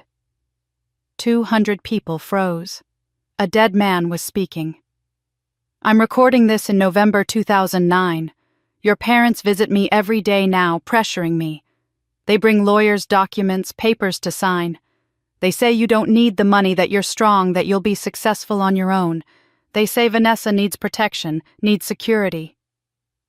My mother's face had gone white. My father stood frozen beside me, his hand half raised as if he could stop the recording through sheer will. "I'm old, Caroline. I'm tired. And I'm sick. The doctors say my mind is going. Early Alzheimer's, they call it. Your parents know this. They're using it against me. They bring documents when I'm confused, when I'm tired, when I can barely hold a pen." Vanessa's expression had shifted from triumph to confusion. She was looking at our parents, trying to understand. She clearly hadn't known about this part. This wasn't in their script. I tried to fight them. I called my attorney Harold, but they convinced me he was too old, that I needed someone new. I tried to tell the doctor what was happening, but who believes an old man with dementia? Richard Crawford was standing now, both hands gripping the back of his chair, his face fierce with recognition and rage. Marcus Chen had his phone out, recording everything. Helen Zhang was typing rapidly on her phone. The company employees were leaning forward, faces stricken, beginning to understand. "I don't have much time left, so I'm leaving you this, the truth. I see you, Caroline. I've always seen you. You are the one who has my discipline, my integrity, my drive. The company is yours by right, not by inheritance. Whatever happens to my will, whatever documents they make me sign, know that I tried to stop them. Know that I love you. I've left you something they can't take, the truth and the tools to fight back when you're ready." The recording clicked off. The silence that followed was absolute, suffocating. You could hear people breathing, hear the rustle of fabric as bodies shifted in chairs, hear someone's phone vibrate on a table. My father stood beside me, speechless for perhaps the first time in his life. My mother had both hands over her mouth. Vanessa looked small, suddenly lost in her enormous wedding dress, a child who'd stumbled into something she didn't understand. I still held the microphone. My expression hadn't changed. My voice when I spoke was calm as still water. Interesting, isn't it, a man's final words, his last testimony about what was done to him when he was too weak to fight back. I let that sink in for 3 heartbeats. Now let me show you what else I found. They thought my resignation was surrender. It was the opening move. I began with the wills. The screen behind me split into 2 columns. On the left, a document header appeared, James Mitchell's Last Will and Testament, January 2009. On the right, James Mitchell's Last Will and Testament, February 2010, filed upon death. My voice shifted. No more gentleness, no more sentiment. This was CEO Caroline, now presenting to a board, clinical and precise. On the left, my grandfather's original will, properly witnessed by his attorney of 30 years, Harold Brennan, now deceased. Equal distribution to both granddaughters' company shares, property investments. Approximately $15 million each. I let that number settle. On the right, a revised will executed 2 months later, 1 month before my grandfather's death. Witnessed by attorney Martin Weiss, who received a $50,000 consulting fee from my parents the same month and 2 paralegals from his office. This will leaves 80% to my sister, 20% to me. The documents were clear enough to read from anywhere in the room. I watched people squinting at the screens, leaning forward, beginning to understand the implications. My grandfather's signature on the second will was analyzed by 3 independent forensic document experts. Their unanimous conclusion, signed under severe physical duress, consistent with someone in late-stage illness being pressured to sign against their wishes. The screen now showed signature analysis, blown-up images of my grandfather's signature. On the left, his signature from 2008, strong, steady, confident strokes. On the right, his signature from February 2010, shaking, uncertain, the letters barely formed. You didn't need to be an expert to see the difference. Medical records appeared next, properly redacted, but damning. Patient showing signs of early-stage dementia, easily confused, susceptible to suggestion. The date, October 2009, 4 months before the second will was signed. My father finally found his voice. "This is absurd. That will was properly executed and legally filed." I didn't look at him. I kept my eyes on the audience, my voice level. "Legal and ethical are not the same thing, Father. You would know." I moved to the next section before he could respond. "But the will is personal family drama. Let's talk about the company." New documents flooded the screens. Bank statements, credit card reports, wire transfer records. I'd organized them like a prosecutor building a case, each piece of evidence numbered, dated, irrefutable. Over the past 2 years, my parents, serving as board members with fiduciary duty to this company and its shareholders, have transferred $187,000 in company funds for personal use. I clicked through the evidence systematically. Here, $23,000 to a consulting firm called Beaumont Advisory. This company is registered to Bradley's father's home address. It has no employees, no office, no website, no services rendered. The money was transferred in, then immediately transferred to my parents' personal account. Bradley's face had gone red. His father looked like he wanted to disappear into his chair. Here, $31,000 charged to the company credit card for business development in Tuscany. I have the hotel receipts. The Grand Hotel Continental in Siena. 7 nights. No business meetings, no clients. Just a vacation paid for by 800 employees' hard work. My mother tried to stand, tried to speak. Those were legitimate business. I cut her off with a single look. She sat back down. Here, wire transfers totaling $94,000 to 3 shell corporations in Delaware. All 3 are registered to the same law firm that handles my parents' personal estate planning. No services provided, no contracts, just money flowing from company accounts to personal accounts through corporate shells. Marcus Chen was no longer recording. He was taking notes, his expression hard. Several board members had their phones out, photographing the screens, documenting everything. And here, $39,000 in executive bonuses paid to my parents outside normal compensation structures without board approval, in direct violation of our bylaws. The shareholders were standing now, moving closer to see the documents more clearly. I could hear the murmurs, the anger building. There's a full forensic audit report prepared by an independent accounting firm available for any shareholder who requests it. 187 pages. It's very thorough. I paused, let the evidence sink in. Then I softened my voice slightly. This was the moment where I moved from prosecutor to leader. 30 minutes ago, my father announced my resignation. Here's the truth: I haven't resigned. I'm not resigning. What I am doing is invoking Article 7, Section 3 of the company bylaws, the emergency shareholder provision. The 1968 amendment appeared on screen, my grandfather's handwriting clear and deliberate. My grandfather added this provision after watching a competitor company get looted by corrupt board members, while shareholders were powerless to act quickly. He wanted to ensure that if this company ever faced immediate fiduciary concern, the shareholders would have the power to respond immediately.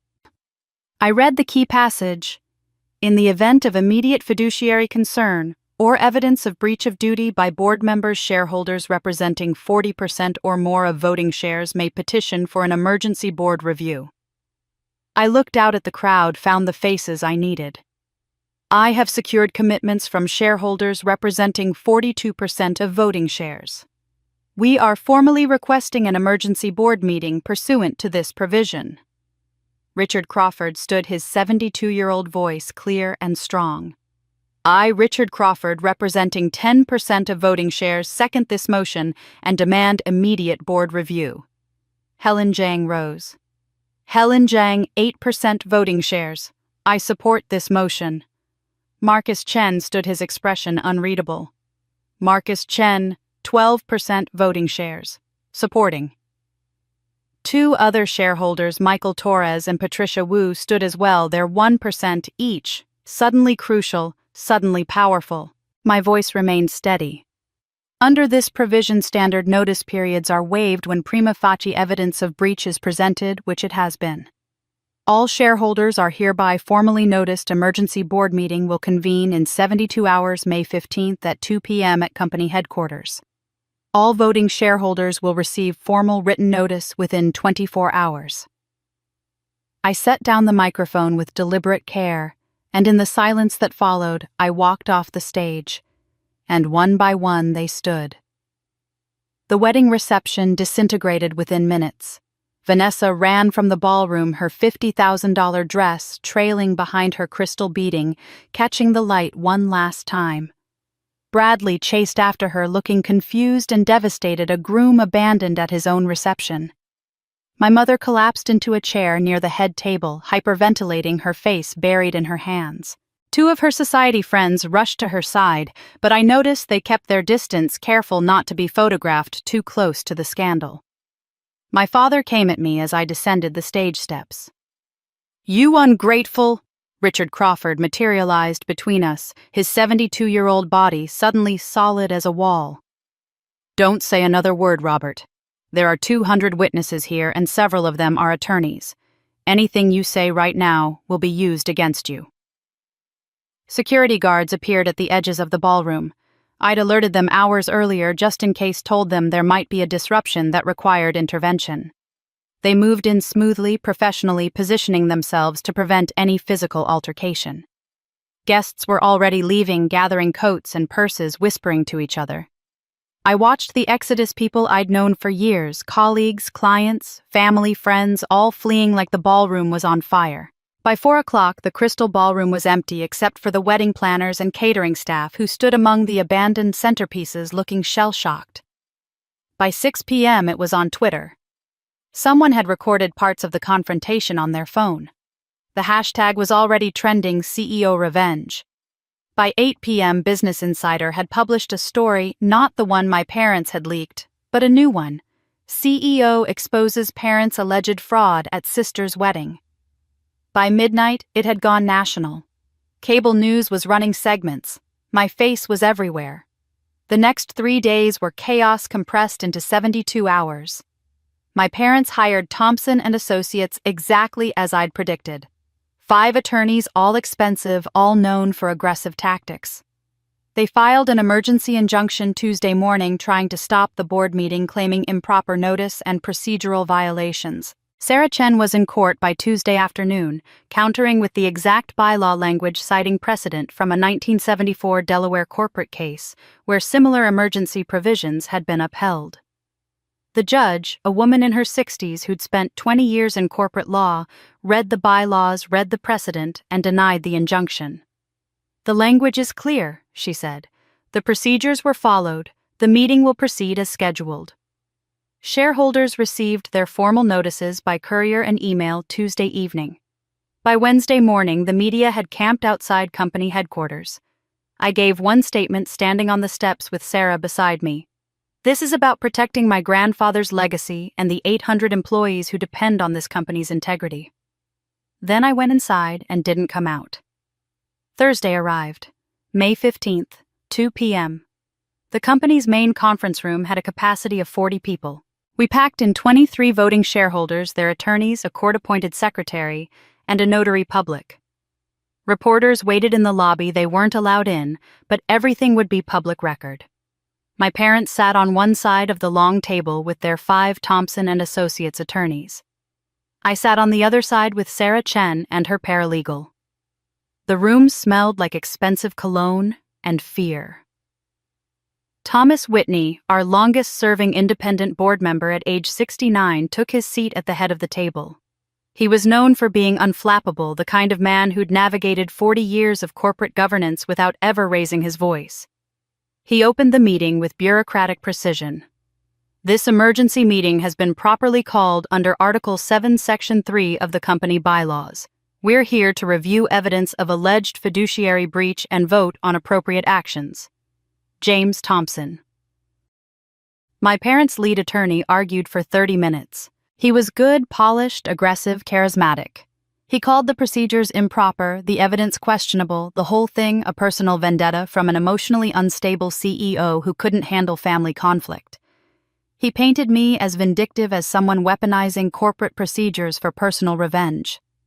Sarah Chen responded with 15 minutes of pure legal precision. Every procedural step had been documented. Every piece of evidence had been authenticated by 3 independent sources. The bylaw language was unambiguous. She presented the forensic accounting report, 187 pages bound professionally with tabs and exhibits. She presented the will analysis, 43 pages, from 3 different forensic document experts, all reaching the same conclusion. She presented medical records proving my grandfather's diminished capacity properly redacted to protect privacy while establishing the relevant facts. Then she played her trump card. The recording you heard at the reception has been authenticated by Dr. Patricia Morrison, one of the country's foremost forensic audio specialists. Dr. Morrison appeared via video conference testifying under oath. I spent 200 hours analyzing this recording using spectral analysis, magnetic tape degradation patterns, and voice stress analysis. The recording is unaltered and authentic, dated to November 2009 based on magnetic tape degradation. No splicing detected, no AI generation markers, no manipulation of any kind. Thompson tried to challenge her credentials, her methodology, her conclusions. She dismantled every argument with the patient precision of someone who'd testified in dozens of federal cases. After 3 hours of presentation and debate, Thomas Whitney called for the vote. Motion on the floor. Remove Robert and Patricia Mitchell from all board positions, immediately freeze their company compensation pending investigation, refer all evidence to federal prosecutors, and appoint an interim oversight committee. Each shareholder voted publicly their name and vote recorded by the court secretary. Richard Crawford, 4, Helen Zhang, 4, Marcus Chen, 4, down the line. 19 votes for removal. 3 against Bradley's father and 2 old family friends who still believed loyalty mattered more than evidence. 1 abstention from a shareholder who'd been out of the country and hadn't fully reviewed the materials. Robert and Patricia Mitchell weren't permitted to vote on a motion concerning their own conduct. The gavel came down. Motion passes. Mr. and Mrs. Mitchell, you are hereby removed from all board positions effective immediately. Security will escort you from the building. My father exploded. You ungrateful bitch! After everything we gave you, everything we... Richard Crawford's voice cut through like steel. No, Robert. You're the ungrateful ones. James Mitchell gave you wealth status opportunity. You betrayed everything he built, everything he stood for. My mother was sobbing, her face buried in her hands. 2 security guards approached. My father looked at me one last time, and for the first time in my life, I saw real fear in his eyes. He saw something in mine too, not triumph, not anger, just cold finality. As they were escorted out, I remained seated, hands folded on the conference table. Sarah leaned over. You did it. I nodded once. Outside, I could hear reporters shouting questions. Inside, shareholders began approaching, shaking my hand, congratulating me. I accepted it all from somewhere very far away. They thought they'd ended me. I'd only just begun. 5 days after the board vote, I was still at my desk at 9 p.m. on a Friday, working through the restructuring plan for the board's interim oversight committee. My assistant had left at 6. The building was nearly empty, just the hum of the HVAC system and the distant sound of the cleaning crew on the lower floors. A knock on my door. Come in. It was Vanessa. I hadn't seen her since she'd run from the ballroom in tears, her wedding reception collapsing around her. The woman who entered my office looked nothing like the princess bride from 5 days ago. No makeup, hair pulled back in a messy ponytail, wearing jeans and an oversized sweatshirt, clothing I'd never seen her in, had never imagined she owned. Her eyes were red and swollen, her face blotchy from crying. Please, she said, her voice small. Just 5 minutes. I gestured to the chair across from my desk, but said nothing. She sat down, her hands trembling in her lap. I'm so sorry. The words came out in a rush. I didn't know about the will. I swear to God, Caroline, I didn't know grandfather didn't want it that way. I didn't know about the company money either. They told me you were stepping down willingly, that this was all family planning, that it was for the best. Her voice cracked. I've been their puppet my whole life, and I didn't even realize it until you cut the strings. I watched her cry, analyzing every word, every gesture, every tear. Was this real? Or was this another performance, another manipulation in a family that had perfected the art of manipulation? They planned everything. She continued, wiping her eyes with her sleeve. My major in college, I wanted to study art. Did you know that I wanted to go to RISD? But Dad said business school or nothing. My friends, they vetted them, made sure they were the right kind of people. And Bradley. She laughed bitterly. Did you know they introduced us? His father and Dad arranged it like a business merger. Drinks at the club, carefully orchestrated meetings. I thought he chose me. I thought I was special. She looked up at me, her eyes desperate. I thought I was chosen, but I was just useful. A pretty face they could parade around, marry off to the right family. I leaned back in my chair, my expression unchanged. Everything she was saying tracked with what I'd suspected, with what I'd seen in her journals during the investigation. But that didn't mean this confession was genuine. She could be playing a longer game, trying to position herself as a victim to avoid consequences. You're the strong one, Vanessa said. You always were. You got out. You built something real. I never did. I'm 32 years old and I've never made a single real decision in my life. She took a shaky breath. Let me help you. I'll testify against them.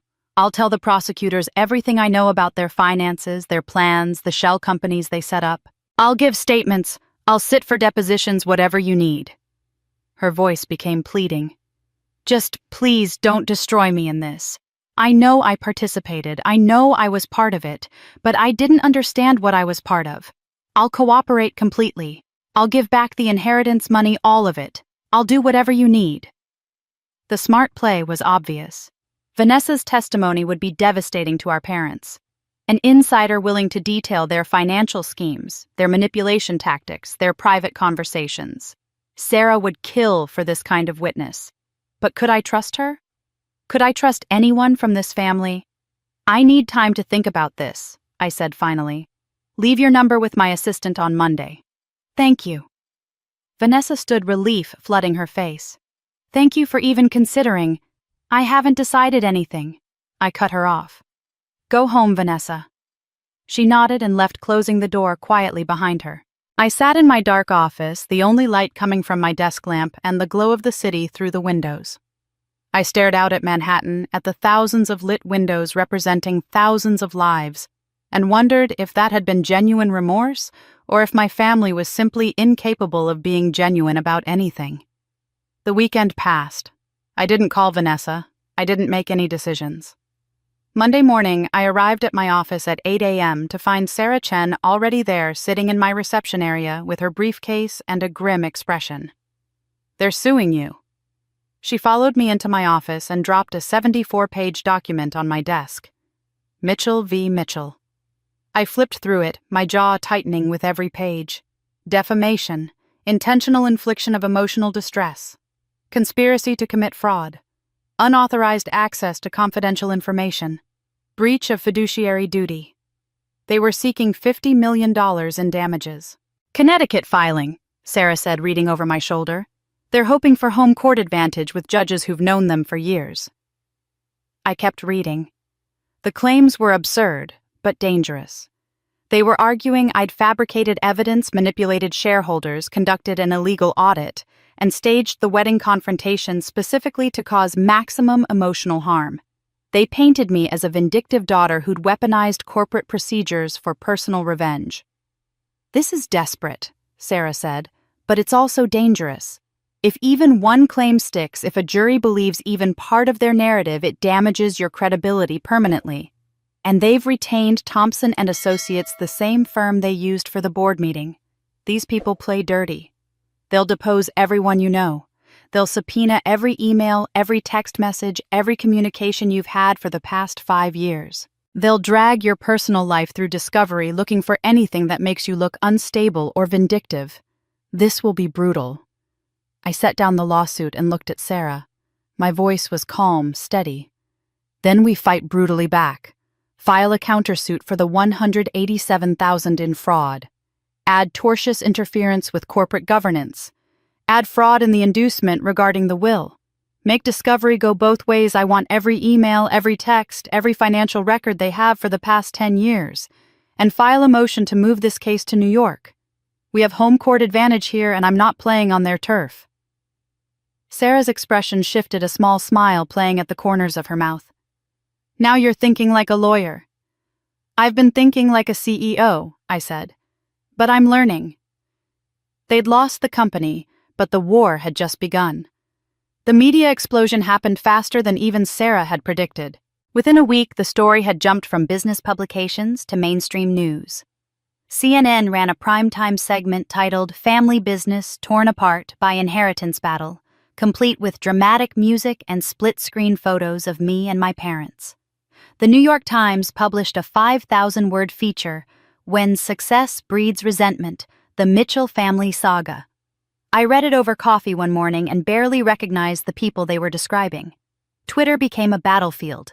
The hashtag Team Caroline trended for 3 days straight, filled with messages like, "Finally a CEO with integrity," and "She exposed corruption that's heroic, not vindictive."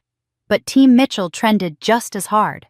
"She ruined her own sister's wedding, that's psychotic," and "Family betrayal is still betrayal no matter the reason." I stopped reading the comments after the first day. They were all shouting at each other, none of them knowing any of us. I hired Turner & Associates, a crisis PR firm that specialized in corporate reputation management. Their advice was simple: lean into the truth-teller narrative, control the story, humanize myself without appearing weak. They arranged a carefully controlled interview with Businessweek. I sat in their Manhattan offices under studio lights wearing a navy suit and answered questions for 2 hours. I didn't want this fight. I told the interviewer, a woman in her 50s who'd been covering business for 20 years. But when I discovered my grandfather was manipulated in his final days, when I found evidence that the company he built with his own hands was being defrauded, I had no choice. This isn't about family drama. It's about protecting 800 jobs and honoring a good man's legacy. The article ran the following week. It was sympathetic, thoughtful, balanced. My approval ratings among business leaders climbed to 68%, according to a poll conducted by Fortune magazine. I should have felt vindicated. Instead, I felt exhausted. Because my parents weren't sitting idle. They appeared on a local Connecticut news program, a soft-focus morning show that usually covered garden parties and charity fundraisers. The interviewer lobbed them softball questions while they played their parts perfectly. My mother wore minimal makeup, her hair graying naturally, looking every bit the devastated matriarch. She cried on camera. "Our daughter has had a breakdown," she said, dabbing her eyes with a tissue. "We're trying to get her help, but she's surrounded by people who are encouraging this delusion. People who want to use her pain for their own gain." My father sat beside her, suddenly looking every one of his 68 years. He'd let his hair grow slightly too long, hadn't shaved as closely as usual. He looked aged, frail, wounded. "We love both our daughters," he said, his voice breaking slightly. "This company is just a company, brick-and-mortar numbers on a page. Family is forever. We're praying Caroline gets the mental health support she needs before it's too late." The anonymous leak started shortly after.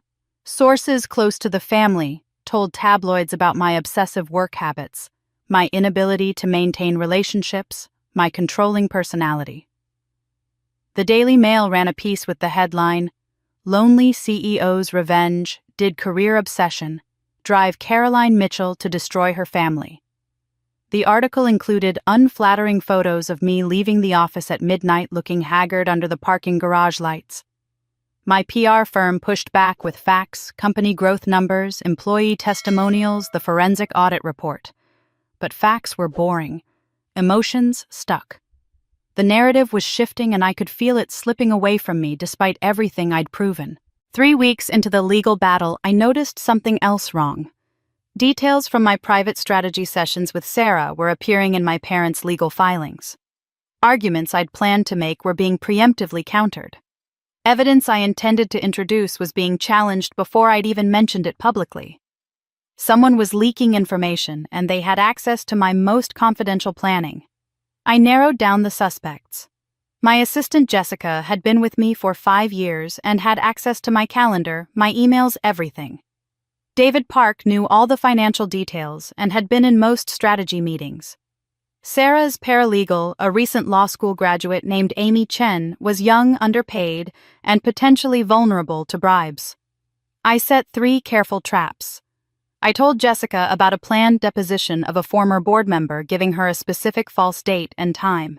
I mentioned to David that I'd found additional evidence of fraud, a completely fabricated wire transfer to a non-existent shell company. I told Amy that we were scheduling an emergency meeting with expert witnesses, giving her a fake location. Then I waited. 1 week later, my parents' attorneys filed a motion. Buried in the supporting documents was a reference to the fabricated wire transfer I'd mentioned only to David. The exact amount, the exact non-existent company name, the exact dates I'd invented. My chest tightened as I read it. I read it again, hoping I'd misunderstood, hoping there was some other explanation. There wasn't. David Park, my CFO, the man who'd worked for my grandfather for 30 years. The man I'd trusted with the double agent strategy, who I'd believed was feeding my parents false information while secretly working for me. He'd been playing both sides. Or worse, he'd been playing me the entire time. The betrayal felt different than my family's. My parents had always been predictable in their selfishness. But David, I had chosen to trust him. I had extended that trust deliberately, strategically, believing in the loyalty he'd claimed to feel for my grandfather. That night I sat in my apartment with a glass of wine I didn't drink, staring at my phone. Finally, at 11 p.m., I called him. My office. Tomorrow, 8 a.m. Come alone. Caroline, I hung up. The betrayal from inside hurt more than anything they'd done. David Park entered my office at 8 a.m. exactly.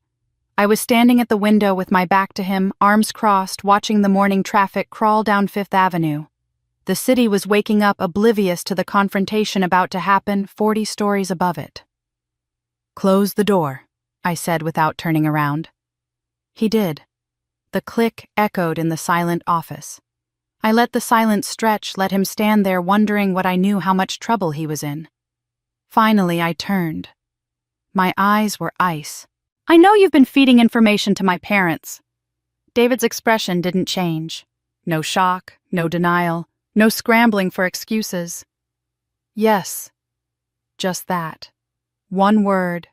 Flat. Final. I felt something break inside my chest. I'd hoped the trap was wrong. Hoped there was some explanation, some misunderstanding. Hoped that at least one person in this entire nightmare could be trusted. "Why?" My voice came out harder than I intended. "They offered you money. A position when they somehow reclaimed the company.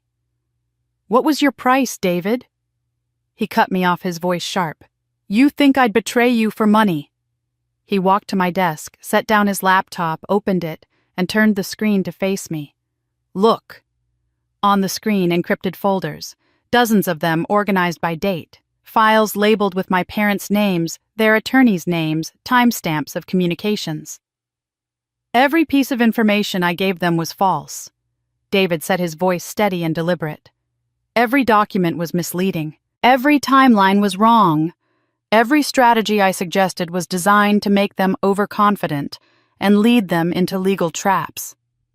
I stared at the screen, my mind racing to catch up. David pulled up communication logs, emails between him and Sarah Chen's firm, encrypted messages coordinating exactly what false information to feed when. A detailed spreadsheet tracking what lies had been told and how my parents had incorporated them into their legal strategy. 3 weeks ago, they contacted me through an intermediary, a lawyer I'd never met, offering $500,000 to turn on you, I took the meeting. I took their money, which I immediately placed in an escrow account as evidence of attempted bribery. And then I gave them exactly what Sarah Chen and I had planned to give them: garbage, wrapped in just enough truth to be believable. He clicked through more files. We needed them to think they had inside intelligence, real access to your planning, so they'd build their entire legal strategy on false assumptions. And they did. Their current lawsuit is based on evidence they think proves you fabricated documents, but that evidence came from me and it's completely fake. When we reveal that in court, their entire case collapses. Better yet, they look like they suborned perjury and bribed a witness, both of which are crimes. I sat down slowly in my desk chair, trying to process what I was hearing. Sarah knew about this. We planned it the night after the board vote. She suggested it, actually. Said your parents would inevitably try to recruit someone inside and we should control who that someone was. He paused. We couldn't tell you because we needed your reactions to be genuine. If anyone was watching you for tells, for signs you knew about the double agent operation, they needed to see real confusion, real concern when the leaks started. I'm sorry for that. I know what it must have felt like to think I'd betrayed you. I looked at him, 58 years old, gray starting to show at his temples, wearing the same style of conservative suit he'd worn every day for the 5 years he'd been my CFO. Before that, an accountant for 25 years. 30 years total with this company. Why? I asked quietly. Why risk everything for this? David's professional mask cracked. His voice when he spoke was thick with emotion. Your grandfather hired me in 1995. I was 28, fresh out of business school with an MBA and a mountain of debt. I applied to 43 companies that year. 12 of them granted me interviews. Every single one rejected me. Some said my English wasn't good enough, even though I was born in New Jersey. Some said I didn't fit their culture. One interviewer actually told me I should try restaurants or dry cleaning, that those were better fits for people like me. He looked down at his hands. I was about to give up. Move back in with my parents. Maybe go back to Korea, start over there. Then your grandfather called me personally, said he'd read my thesis on supply chain optimization and wanted to talk. I thought it was a joke at first, but I went to the interview and he offered me a job on the spot. Can you start Monday? That was it. No hesitation, no concerns about my accent or my culture or whether I fit. His voice grew quieter. He paid for my CPA exam preparation course. When my mother got cancer 3 years later and the bills started piling up, he gave me a personal loan for $50,000 and told me to pay it back whenever I could. Not through payroll deduction, not with interest. Just whenever. When I got married, he came to my wedding at a Korean restaurant in Flushing.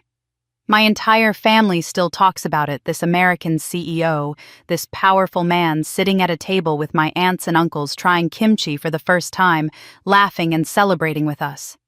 He looked up at me and his eyes were wet. He saw me when no one else did. He gave me a chance when everyone else saw a name they couldn't pronounce and decided I wasn't worth their time. Everything I have, my career, my home, my ability to take care of my family, I owe to him. His voice hardened. When you played that recording at the wedding, when I heard how your parents manipulated him, pressured him when his mind was failing, used his illness against him, I knew what I had to do. This was for him, for his memory, for everything he believed in. He paused. And for you, because you're the only one in your family who has his integrity, his values, his spine. I stood up and walked around the desk. David tensed, uncertain. I did something I never did in professional settings, something that violated every boundary I'd carefully maintained. I hugged him. Brief, awkward, but genuine. Thank you, I said. When I stepped back, David nodded once. His professional mask was back in place, but something had shifted between us. We're going to destroy them legally, he said, thoroughly and completely. They're walking into a courtroom with a strategy based entirely on false intelligence. It's going to be spectacular. For the first time in months, I wasn't fighting alone. 2 months after the board vote, my sister's carefully constructed life came apart in the pages of page 6. The photos were damning. Vanessa and Derek Santos, the wedding planner, she'd paid $150,000, leaving a boutique hotel in Soho at 2 in the afternoon. His hand on her back. Her looking up at him with an expression I'd never seen her direct at Bradley. The next photo caught them kissing in the lobby, then freezing when they spotted the photographer guilt written across both their faces. More photos surfaced over the following days. Vanessa and Derek at a restaurant in the West Village 6 months ago. At a bar in Tribeca during what should have been a wedding planning meeting. Text messages leaked to TMZ. Someone had sold them for $25,000. Probably a friend who needed money more than loyalty. The messages were explicit, detailing rendezvous during wedding preparations, mocking Bradley. One message from Vanessa read, "He's so clueless. Keeps talking about the honeymoon while I'm planning tomorrow with you." Bradley filed for annulment 48 hours after the story broke. His lawyer released a terse statement. "The marriage was based on fraudulent pretenses and is hereby dissolved. Mr. Beaumont will have no further comment." Vanessa's Instagram became a battlefield. Her carefully curated feed of designer outfits and lifestyle content was flooded with comments. 30,000 followers disappeared in 3 days. The brand partnerships she'd spent years cultivating, the skincare companies, the fashion labels, the luxury hotels that had given her free stays in exchange for posts, all dropped her within a week. The woman who was supposed to become CEO had become a tabloid punchline, a cautionary tale about influencers and infidelity. But it got worse. Bradley's family, determined to ensure Vanessa received nothing in the annulment, hired a forensic accountant to examine the wedding expenses. What they found was interesting. The wedding budget had been $500,000. The accountant's report showed that only $350,000 had actually been spent on the venue, the flowers, the dress, the catering. The remaining $150,000 had been transferred by Vanessa to 3 different accounts over the past 2 years. One in the Cayman Islands, one in Switzerland, one in Singapore. She'd been embezzling from her own wedding fund, siphoning money her parents had given her into offshore accounts. The accountant's report suggested she'd been planning to use the money to fund a lifestyle brand once she became CEO, a business venture she'd apparently been developing in secret. The accountant sent his findings to the FBI. Wire fraud, financial fraud, possible money laundering. I learned about the investigation from a phone call on a Tuesday morning. Special Agent Rebecca Torres, FBI Financial Crimes Division. "Ms. Mitchell, we're investigating your sister for potential financial crimes. We understand you're not involved, but we may need your cooperation as we proceed." "I'll provide whatever you need," I said. "Thank you. We'll be in touch." I hung up and sat at my desk, staring out at the city. I should have felt something, satisfaction, vindication, maybe even pity. Instead, I felt nothing. Just the cold recognition that Vanessa had always been heading towards self-destruction. She'd been raised to believe she was entitled to everything, accountable for nothing. This was the inevitable result. My mother tried desperately to save her golden child. She hired Martin Rothstein, the best criminal defense attorney in New York, at $850 an hour. She paid for crisis management consultants. She called in every favor she had left, which weren't many after the company scandal. She gave an interview to a sympathetic journalist from a Connecticut lifestyle magazine, trying to control the narrative. "My youngest daughter made mistakes, but she's being crucified by the media, while my eldest daughter is praised for destroying our family. Where's the fairness in that?" She tried to spin Vanessa's affair as a cry for help, the embezzlement as a misunderstanding about budget management. "She was overwhelmed by family pressure," Patricia told the interviewer. "The wedding planning, the expectations, the company drama. She made poor choices, but they came from a place of stress and confusion, not malice." Nobody was buying it. The press had moved on from family drama to a simpler, more satisfying story. Spoiled rich girl commits fraud, gets caught, faces consequences. It was exactly the kind of morality tale people loved. Vanessa's lawyer negotiated with the FBI. In exchange for full cooperation, testimony about our parents' finances, their shell companies, their tax evasion schemes. Every financial irregularity she'd witnessed over the years, the FBI would recommend minimal charges for the wedding fund embezzlement. Probably probation community service restitution. Vanessa took the deal. My mother's attempts to protect her daughter had backfired spectacularly. Now both of her daughters were aligned against her and my father. The irony wasn't lost on anyone. The woman who'd spent decades dividing her daughters, playing them against each other, using one to diminish the other, had finally succeeded in uniting them, just not in the way she'd intended. I read about Vanessa's cooperation agreement in the Wall Street Journal over morning coffee. Sarah called me immediately. "Your sister just handed us a nuclear weapon," she said. "Her testimony will bury your parents." "I know. Are you okay with this?" I thought about it. Was I okay with my sister testifying against our parents to save herself? Was I okay with the fact that both of us had chosen self-preservation over family loyalty? "Yes," I said. "I'm okay with it." Her downfall was inevitable, but my father's rage was just beginning.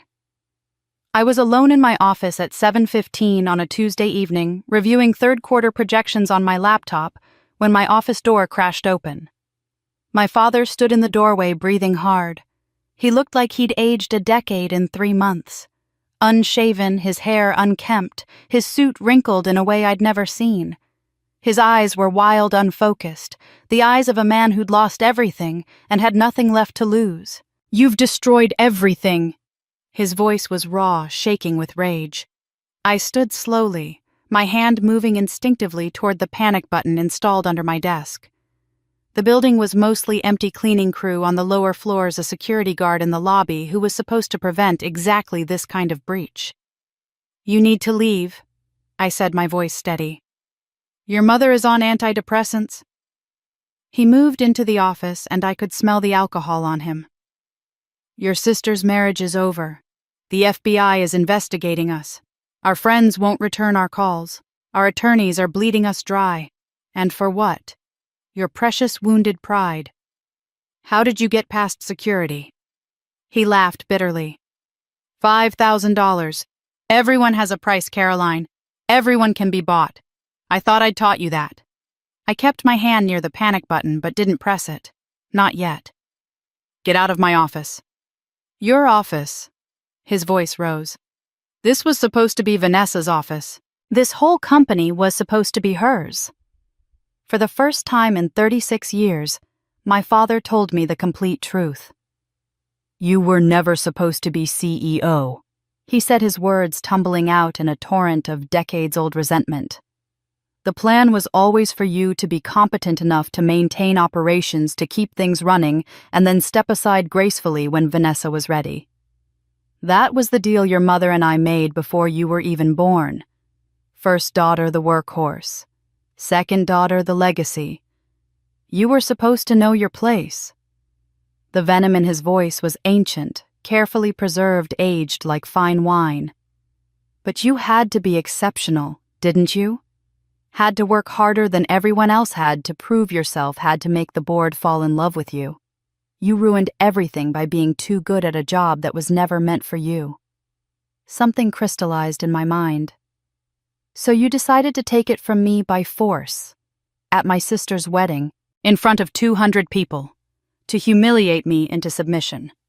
"Yes," he was screaming now, his face purple, "because nothing else worked. We tried ignoring you, we tried dismissing your achievements, we tried minimizing everything you did, but you just kept going, kept succeeding, kept making yourself indispensable. You wouldn't stay in your lane." I pulled my hand away from the panic button. I didn't need security. I needed to finish this myself. I walked around my desk until I stood 3 feet from him. When I spoke, my voice was cold as winter. "I am not your employee anymore. I am not your daughter anymore. I am the CEO of grandfather's company, and you are a thief who stole from him when he was dying. You stole from 800 employees who trusted you. You have no power here. No authority, no say in anything that happens in this building." I stepped closer and he stepped back. "You thought you could control me my entire life. You thought if you withheld enough love, enough approval, enough acknowledgement, I'd break. I'd become small enough to fit in the box you'd built for me. My voice dropped. The truth is, you lost control of me the moment grandfather saw something in me you never did integrity. My father's face went from purple to red to white. I will destroy you. I will take everything from you. I'll spend every dollar I have left. I'll call in every favor. You already tried that, I said quietly. At my sister's wedding. In front of the entire industry. In front of senators and CEOs and every person whose opinion you've ever cared about. Remember how that turned out. I walked past him to my office door and opened it. Security was running down the hallway. Someone had heard the shouting, or maybe the guard my father had bribed had developed a conscience. Leave now, or I press charges for trespassing, bribing security personnel, and threatening a corporate officer. Your choice. 2 security guards reached my door. Both young men who looked uncertain about manhandling a 68-year-old man in an expensive suit. Escort Mr. Mitchell from the building, I said. He's not welcome here. As they each took one of his arms, my father looked back at me. His eyes were desperate, searching for something, fear maybe, or doubt, or some sign that he still had power over me. You're just like me, he said. Cold, calculating, ruthless. You think you're different, but you're exactly like me. I held his gaze. When I spoke, my voice was quiet, but I knew he heard every word. No, I'm exactly like grandfather. That's what terrifies you. The security guards led him away. I heard his voice echoing in the hallway, still shouting, but the words were incoherent now. I closed my office door and stood there for a long moment, my hand on the handle. For the first time, I'd seen real fear in his eyes, and he'd mistaken mine for weakness. The civil lawsuit had a trial date 6 months after my parents filed. Mitchell v. Mitchell would go before a jury in federal court, and whoever lost would lose everything: credibility, reputation, any chance of redemption. Sarah Chen expanded our legal team. 2 additional partners from Morrison & Associates joined specialists in defamation and corporate governance. 3 paralegals worked around the clock preparing exhibits and witness lists. We hired a jury consultant, a woman who'd helped select juries in some of the country's most high-profile cases. The cost climbed to $400,000. I paid it all from personal funds, watching my savings evaporate into legal fees. My parents had Thompson & Associates, 6 attorneys, all working on contingency plus expenses, burning through what remained of my parents' savings. They'd already spent over $300,000 and we hadn't even reached trial. The discovery phase was brutal. Both sides subpoenaed everything. I had to turn over every personal email from the past 5 years, every text message, my complete dating history. They demanded my therapy records. I'd seen a therapist twice in 2019 for work-related stress after a particularly difficult merger. 2 sessions, but they'd use it to paint me as unstable. They subpoenaed employee reviews I'd written looking for evidence of vindictiveness. Former boyfriends were contacted. College friends were interviewed. Every aspect of my life was examined under a microscope and photographed for evidence. Sarah sat across from me in my office one evening, surrounded by bankers' boxes full of discovery materials. They're going to paint you as vindictive, unstable, obsessed with revenge, she said bluntly. They'll say you couldn't handle being ignored by your family, so you weaponized corporate procedures to destroy them. They'll say this is about your ego, not justice. Are you ready for them to systematically tear apart your character in front of a jury? I looked at her steadily. They've been tearing apart my character my whole life, Sarah. At least now there are rules. 2 weeks before trial, the character assassination began in earnest. Sources close to the family, my parents' lawyers, obviously started leaking stories to friendly media outlets. The Connecticut Post ran a piece, Caroline Mitchell, A Portrait of Isolation.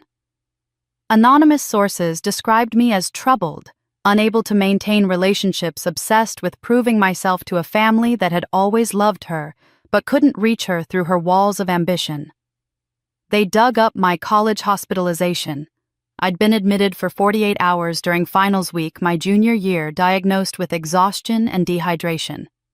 I was 20 years old working 3 jobs while carrying a full course load. But the headline read, Mitchell CEO's History of Mental Health Crisis. Ex-boyfriends were found and interviewed. James, the lawyer I'd dated 4 years ago, told a reporter I'd been difficult to connect with and married to my work.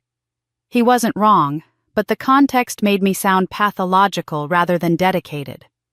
Former employees I'd fired for cause, people who'd falsified expense reports or sexually harassed colleagues, were presented as victims of my vindictive nature. One man I'd terminated for repeatedly showing up drunk claimed I'd had a personal vendetta against him. None of it was illegal. It was just strategic character destruction, and it was working. My PR team pushed back with facts. My successful 3-year tenure as CEO. Employee satisfaction scores that had climbed from 62% to 91% under my leadership. Revenue growth, client retention, awards from industry publications. But facts were boring compared to the drama of a lonely, possibly unstable CEO destroying her family out of spite. A poll conducted the week before trial showed public opinion split exactly down the middle. 50% viewed me as a hero exposing corruption. 50% viewed me as a villain using corporate warfare to settle family scores. Sarah advised against it, but I made a decision. I agreed to a 60 minutes interview scheduled to air 3 days before trial. Leslie Stahl met me in a studio in Manhattan, her legendary journalistic instincts honed over decades. She asked the hard questions. Did you plan this confrontation at your sister's wedding? Yes. That's quite calculated, isn't it? Yes. They were planning to humiliate me publicly to announce my forced resignation in front of 200 witnesses. I chose to confront them publicly, but with evidence and truth, rather than manipulation. Some people say this is vindictive, that you destroyed your family out of revenge. I paused, choosing my words carefully. Some people confuse justice with vengeance. If a stranger embezzled from a company and manipulated an elderly man's will, we'd call that criminal. We'd demand accountability. Why should it be different when family does it? Why should blood excuse fraud? Do you regret destroying your family? For the first time in the interview, I let emotion show. Not manufactured emotion, real grief that I'd been holding back for months. I regret that I had to, I said quietly. I grieve for the family I wish I'd had. For parents who could have loved me without needing to control me. For a sister who could have been my friend instead of my rival. But I don't regret telling the truth. I don't regret protecting my grandfather's legacy and the jobs of 800 people. The interview aired on Sunday night to 12 million viewers. I watched it alone in my apartment, a glass of wine untouched on the table beside me. When it was over, I turned off the television and sat in silence. The next morning, the poll numbers had shifted. 64% of respondents now supported me. The truth told calmly and with evident pain had cut through the spin. Sarah called at 8 a.m. That interview may have just won us the trial before we even start. Maybe, I said. Or maybe it just means more people will be watching when we fail. The courtroom would be our final battlefield. Only one side would walk away. The trial began on a Monday morning in the Federal Courthouse, Southern District of New York. Sarah had successfully moved the case from Connecticut, arguing that the corporate governance claims were tied to a New York-based company and that my parents' Connecticut connections created an unfair advantage. Judge Patricia Huang presided 55-years-old federal appointment known for running efficient trials with zero tolerance for theatrics. The courtroom gallery was packed. I counted reporters from 20 different outlets, business observers scribbling notes, company employees who'd taken personal days to attend sitting in the back rows, random members of the public who'd won seats through the court's lottery system, curious to witness a family civil war. I sat at the defendant's table wearing a charcoal gray suit, my hair pulled back in a simple twist, minimal jewelry. Professional, composed, unremarkable. Sarah sat to my right, her paralegal to my left, organizing exhibits in numbered binders. Across the aisle, my parents sat with their 6 Thompson and Associates attorneys. My mother wore dark blue dabbing at her eyes with an embroidered handkerchief. My father wore black, looking appropriately somber and aged. They'd dressed for sympathy. The bailiff's voice rang out. "All rise!" Judge Huang entered her black robe crisp, her expression unreadable. We stood then, sat at her direction. "This is Mitchell v. Mitchell case number 24 CV 6847, she said. "We'll begin with opening statements. Mr. Thompson, you may proceed." James Thompson stood. 62 years old, silver hair, perfectly styled, wearing a suit that probably cost more than most people's monthly salary. He was charging my parents $1,200 an hour, and within the first 30 seconds, I understood why. "Your Honor, ladies and gentlemen of the jury, this is a case about a daughter who weaponized family tragedy for corporate gain." His voice was warm, confident, commanding without being aggressive. He moved toward the jury box as he spoke, making eye contact with each juror. "Caroline Mitchell is ambitious. She's intelligent. She's ruthless in business. These aren't criticisms, they're facts she'd probably acknowledge herself. But when that ambition, that ruthlessness, turned against her own family, it became something else entirely. It became a calculated campaign of public humiliation designed to destroy her parents and steal a company they'd devoted their lives to building. He presented the wedding confrontation as premeditated cruelty. She didn't go to authorities. She didn't use proper corporate channels. She didn't attempt mediation or family counseling. Instead, she chose the most painful public venue possible, her sister's wedding day, in front of 200 guests. She staged a theatrical ambush designed to inflict maximum emotional damage while positioning herself as the victim. He attacked the recording, my grandfather's voice, that had been so powerful at the wedding. This recording, which surfaced conveniently exactly when Ms. Mitchell needed it, was authenticated by experts she hired and paid. Experts who had every incentive to tell her what she wanted to hear. The recording is allegedly from 2009, but Ms. Mitchell claims she only found it months ago. Convenient timing, wouldn't you say? He suggested the will analysis was merely interpretation, not proven fact. Document experts looked at signatures and made educated guesses about duress. But James Mitchell was 87 years old, terminally ill. Of course, his signature was shakier than it had been years before. That's what happens when you're dying. It doesn't prove manipulation. It proves mortality. Then came the character witnesses. My ex-boyfriend James took the stand looking uncomfortable in a suit. Thompson asked gentle leading questions. "In your relationship with Ms. Mitchell, did she prioritize work over personal connection?" "Yes, always. She'd cancel plans for meetings, miss important events because of work. I don't think she knew how to be present with another person." A former employee I'd fired for cause, a man who'd been verbally abusive to subordinates, testified that I'd fired him for questioning my decisions, rather than for documented misconduct. Thompson made it sound like I couldn't tolerate dissent. A college friend I hadn't spoken to in years mentioned my hospitalization during finals week, making it sound ominous rather than what it was, a 20-year-old student pushing herself too hard. By the time Thompson finished his opening statement, he'd painted a portrait of a cold, calculating woman obsessed with revenge, willing to destroy her family's reputation to satisfy her ego. I watched the jury. 3 of them were nodding. 2 looked sympathetic to my parents. Sarah's face was tight, her jaw clenched. This was worse than we'd expected. That night, our legal team gathered at Morrison & Associates. The conference room was littered with coffee cups and legal pads covered in notes. Sarah was blunt. "If they convince the jury that the recording is questionable and that your primary motivation was revenge rather than protecting the company, we could lose. Not on all counts, the evidence of financial fraud is too strong, but enough to damage your credibility permanently. Thompson is better than I expected. He's making you look like the aggressor." David Park had been sitting in the gallery all day. He spoke up now. "What about the FBI investigation into her parents? Can't we mention that?" Sarah shook her head. "It's an ongoing investigation. Judge won't allow it too prejudicial, and it hasn't resulted in charges yet. We reviewed strategy until 2 a.m. Every argument Thompson had made, every witness he'd called, every doubt he'd planted. We prepared our responses, refined. Our witness list, adjusted our approach. When I finally got back to my apartment at 3 a.m., I was too wired to sleep.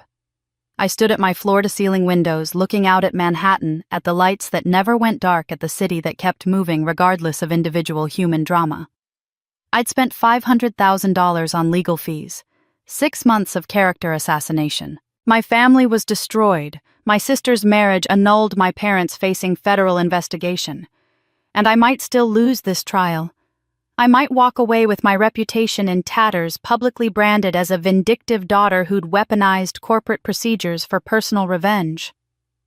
I looked at my reflection in the dark glass and barely recognized the woman staring back. Was I the hero? The villain? Had I been right to do what I did, or had I let 36 years of resentment turn me into exactly what Thompson claimed, someone who'd confused justice with vengeance? At 4 a.m., I finally collapsed on my couch, still wearing my suit, too exhausted to change clothes or move to my bed. And then our lawyers stood up with the evidence they never saw coming. Day 4 of the trial. Sarah Chen stood and addressed Judge Huang. "Your Honor, the defense calls Dr. Sarah Chen." A woman in her late 30s entered the courtroom, professional, confident Southeast Asian, carrying a leather folder. My parents' lawyers leaned together, whispering. This name hadn't been on our original witness list. James Thompson was on his feet immediately. "Your Honor, this witness wasn't disclosed in accordance with discovery rules," Sarah responded smoothly. "Your Honor, Dr. Chen only became available yesterday due to a scheduling conflict with another federal case. We filed notice first thing this morning in compliance with Rule 26's provisions for late disclosed witnesses." Judge Huang reviewed the filing on her tablet. "The notice was timely. I'll allow it. Proceed." Dr. Chen took the stand, was sworn in, and sat with the composure of someone who'd done this dozens of times. "Please state your credentials for the court," Sarah said. "I'm Dr. Sarah Chen, forensic audio specialist. Ph.D. from MIT in electrical engineering and computer science with specialization in digital signal processing. I've been analyzing audio recordings for authenticity for 15 years. I've testified in 47 federal cases, including 3 that reached the Supreme Court." "And did you analyze the recording at issue in this case?" "Yes, I did."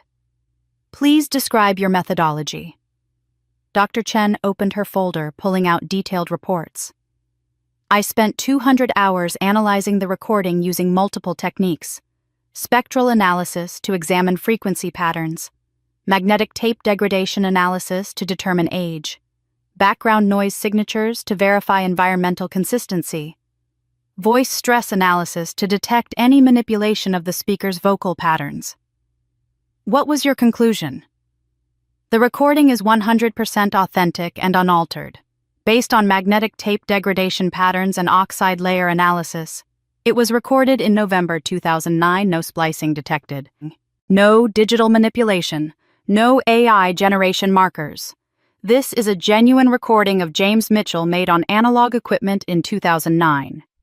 Thompson objected. "Your Honor, this witness is analyzing a tape provided by the defendant. Chain of custody is suspect." Dr. Chen didn't wait for Sarah to respond. "I analyzed the original cassette tape retrieved from First National Bank safety deposit box number 247, accessed legally through estate documents. I examined the physical tape itself, not a copy. I documented the chain of custody from the moment the box was opened. It's unbreakable." I watched the jury. Several were leaning forward now, interested. The accountant in the second row was taking detailed notes. Sarah's next witness was even more devastating. The defense calls Michael Torres. A man in his mid-40s entered wearing a dark suit and carrying a briefcase that looked like it weighed 20 pounds. FBI senior forensic accountant. Sarah had fought for weeks to get him. The FBI initially refused, citing their ongoing investigation, but Judge Huang had ordered cooperation since his testimony was directly relevant to our fraud claims. Torres took the stand with the unflappable demeanor of someone who'd spent 30 years following money trails. Mr. Torres, please describe your analysis of Mitchell & Associates' financial records. He opened his briefcase and pulled out bound reports. I analyzed 5 years of corporate financial records, bank statements, wire transfers, and credit card statements. I identified $187,000 in fraudulent transfers made by Robert and Patricia Mitchell. He walked the jury through each transaction methodically. The shell company Beaumont Advisory received $23,000 from Mitchell & Associates for consulting services. However, this company has no employees, no office, no website, no tax filings showing revenue from any other source. The company's registered address is Bradley Beaumont Sr.'s home address. The $23,000 was transferred into Beaumont Advisory's account, and then within 48 hours transferred to Robert and Patricia Mitchell's personal checking account. He continued through every fraudulent transaction. The Tuscany vacation charged as business development, the wire transfers to Delaware shell corporations, the unauthorized bonuses. The jury was riveting. The accountant was nodding with recognition. She knew exactly what she was seeing. In your professional opinion, what are these transactions? This isn't accounting error. This is wire fraud. This is embezzlement. This is systematic theft from a company where the defendants held positions of fiduciary trust. Thompson tried to recover on cross-examination. Isn't it possible these were legitimate business expenses that were simply miscategorized? Torres looked at him directly. No. I reviewed every invoice, every contract, every service agreement for the past 5 years. These payments have no corresponding services, no deliverables, no business justification whatsoever. In 30 years of forensic accounting, including 15 years in the IRS Criminal Division, I have never seen legitimate business expenses look like this. Thompson had no follow-up. He sat down.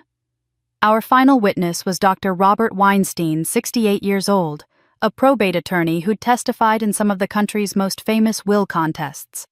He presented side-by-side signature analysis showing my grandfather's steady hand in 2008 compared to the shaking, barely legible signature on the 2010 will. James Mitchell was diagnosed with early-stage Alzheimer's disease in October 2009, Dr. Weinstein testified. His physician noted that the patient was easily confused, susceptible to suggestion showing signs of decreased executive function.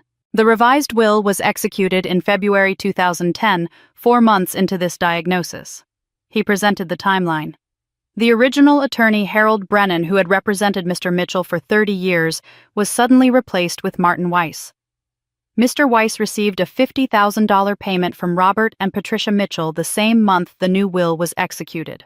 The witnesses on the new will were both paralegals from Mr. Weiss's office, not independent parties. Thompson objected again. The will was properly executed and legally filed. Dr. Weinstein remained calm. Legal form and ethical substance are different things, Mr. Thompson. This will shows every classic marker of undue influence. Vulnerable testator. Sudden change from a long-time trusted attorney. Financial incentive to the new attorney. Dramatic departure from prior testamentary wishes. Physical evidence of duress in the signature itself. In my professional opinion, based on 40 years of experience, this will was procured through exploitation of a dying man's diminished mental capacity. The courtroom was silent when he finished. Their empire collapsed in 3 witnesses and 2 hours of testimony. Closing arguments finished on day 6. Sarah's was clinical devastating in its precision. This isn't about family drama, she told the jury. This is about fraud, theft, and exploitation of an elderly man when he was most vulnerable. The plaintiffs have spent a week trying to make this about Caroline Mitchell's character, her ambition, her work habits, her personal life. But character doesn't change facts. And the facts are clear. $187,000 in documented fraud, a will procured through undue influence of a man with diagnosed dementia, a recording authenticated by one of the country's foremost forensic specialists. These are facts, not interpretations. The jury began deliberating at 2 p.m. 3 hours became 4. 4 became 5. Sarah and I sat in a private conference room in the courthouse surrounded by empty coffee cups and legal pads covered in nervous doodles. Long deliberation could mean they're split, Sarah said quietly. That's not necessarily good for us. I couldn't eat. I tried drinking water, but my stomach rejected even that. David Park had taken a seat in the corner, not saying anything, just being present. At hour 5, my phone buzzed. Jury has reached a verdict. My hands were shaking as I stood. Sarah squeezed my shoulder. Whatever happens, you told the truth. That matters. We walked back to the courtroom in silence. The gallery was packed again. Same reporters, same observers, same company employees who'd been following every day of testimony. But the energy was different now. Tense. Electric. Everyone knew this was the end one way or another. Judge Huang entered. We stood, then sat. The jury filed in 12 faces, carefully neutral, professionally unreadable. I studied them desperately, looking for signs. The accountant in the second row, Juror 7, wouldn't make eye contact with my parents' table. That had to be good. But the retired teacher, Juror 3, looked sympathetic, almost sad. That seemed bad. Judge Huang spoke. Has the jury reached a verdict? The foreperson stood a 55-year-old civil engineer named Marcus Williams. We have your honor. On the count of defamation, how do you find? We find for the defendant, Caroline Mitchell. My breath caught in my chest. On the count of intentional infliction of emotional distress, for the defendant. Conspiracy to commit fraud, for the defendant.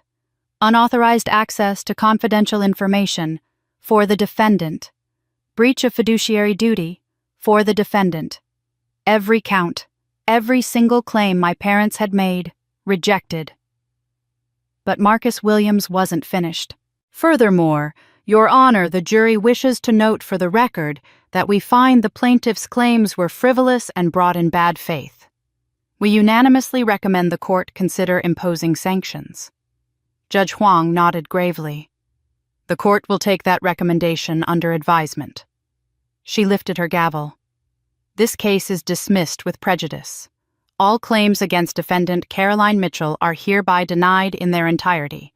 She paused, reviewing a document. The court further orders plaintiffs Robert and Patricia Mitchell to pay defendants' legal costs in the amount of $547,000.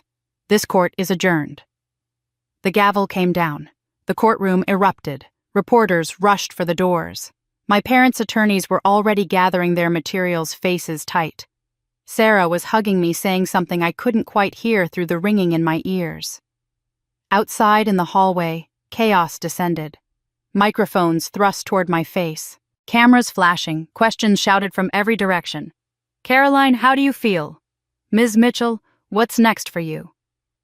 Will you reconcile with your family?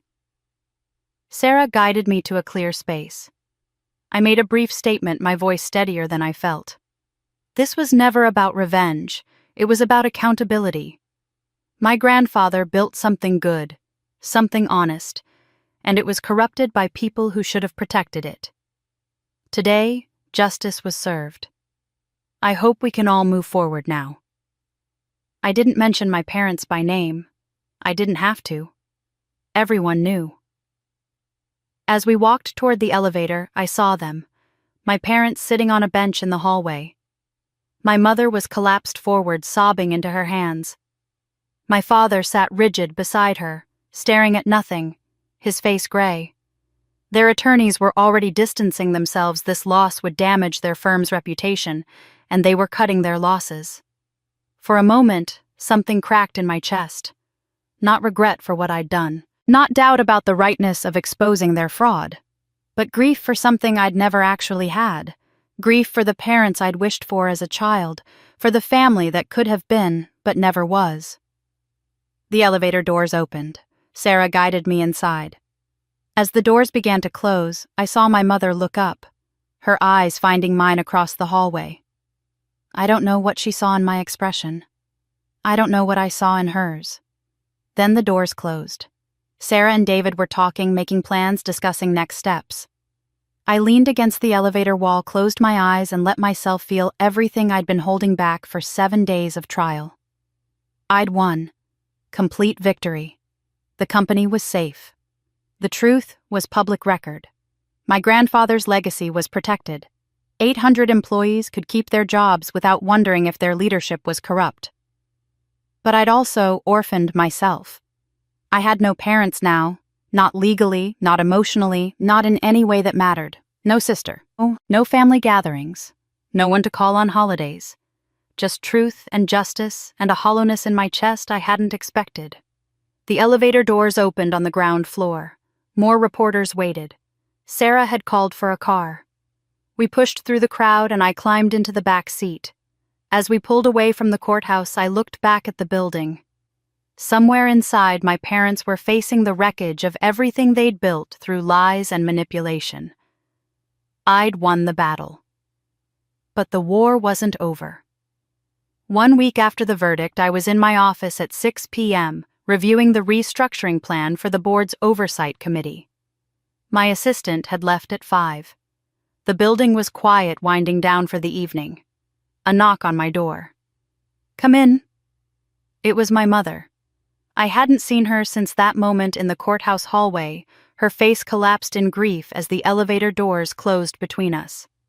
The woman who entered my office looked like she'd aged 20 years in 7 days. Her hair was gray, no longer colored. No makeup.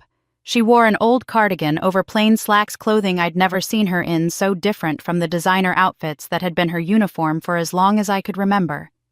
Her hands shook as she closed the door behind her. "Please," she said, "I need to talk to you." My first instinct was to call security. My hand moved toward the phone. But something in her face stopped me. This wasn't manipulation. This wasn't performance. This was defeat, complete and total. "Sit." She sat in the chair across from my desk, the same chair where clients sat, where shareholders sat during meetings. She was no longer family. She was a visitor in a space where I held all the power. Her voice when she spoke was hollow, emptied of all the careful modulation I'd heard my entire life. "I need to tell you something I should have told you 30 years ago." She looked down at her hands. "I was the eldest daughter, too." I went completely still. "My parents, your grandparents on my side, they had 2 daughters. Me and your Aunt Jennifer. I was the responsible one. Straight A's through high school. Full scholarship to Wellesley. I worked 2 jobs to pay for everything they didn't cover. Jennifer was the beauty, the charmer. She barely graduated high school, but everyone loved her. She had that quality people couldn't resist." Patricia's hands twisted in her lap, wringing an invisible cloth. "When our parents died, I was 32. I'd been sending them money every month, helping pay their medical bills, visiting every weekend. Jennifer had moved to California, called twice a year. When the will was read, they'd left everything to her. The house, the savings, the family jewelry, everything.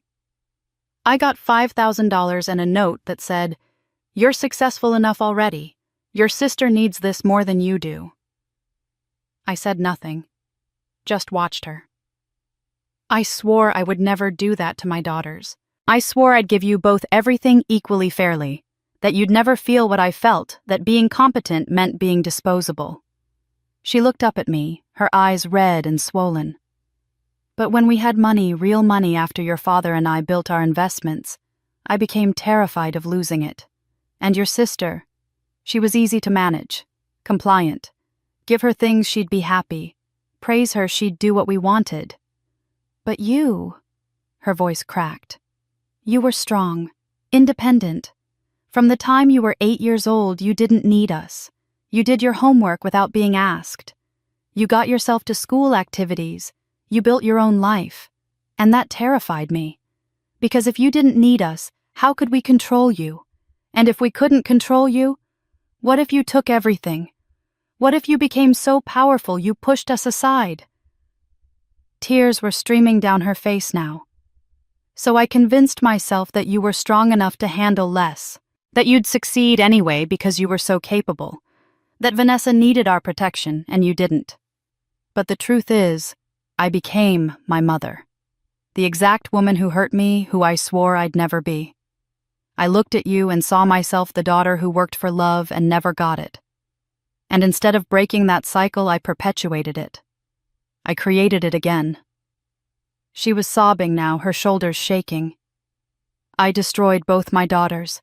I neglected you and suffocated her.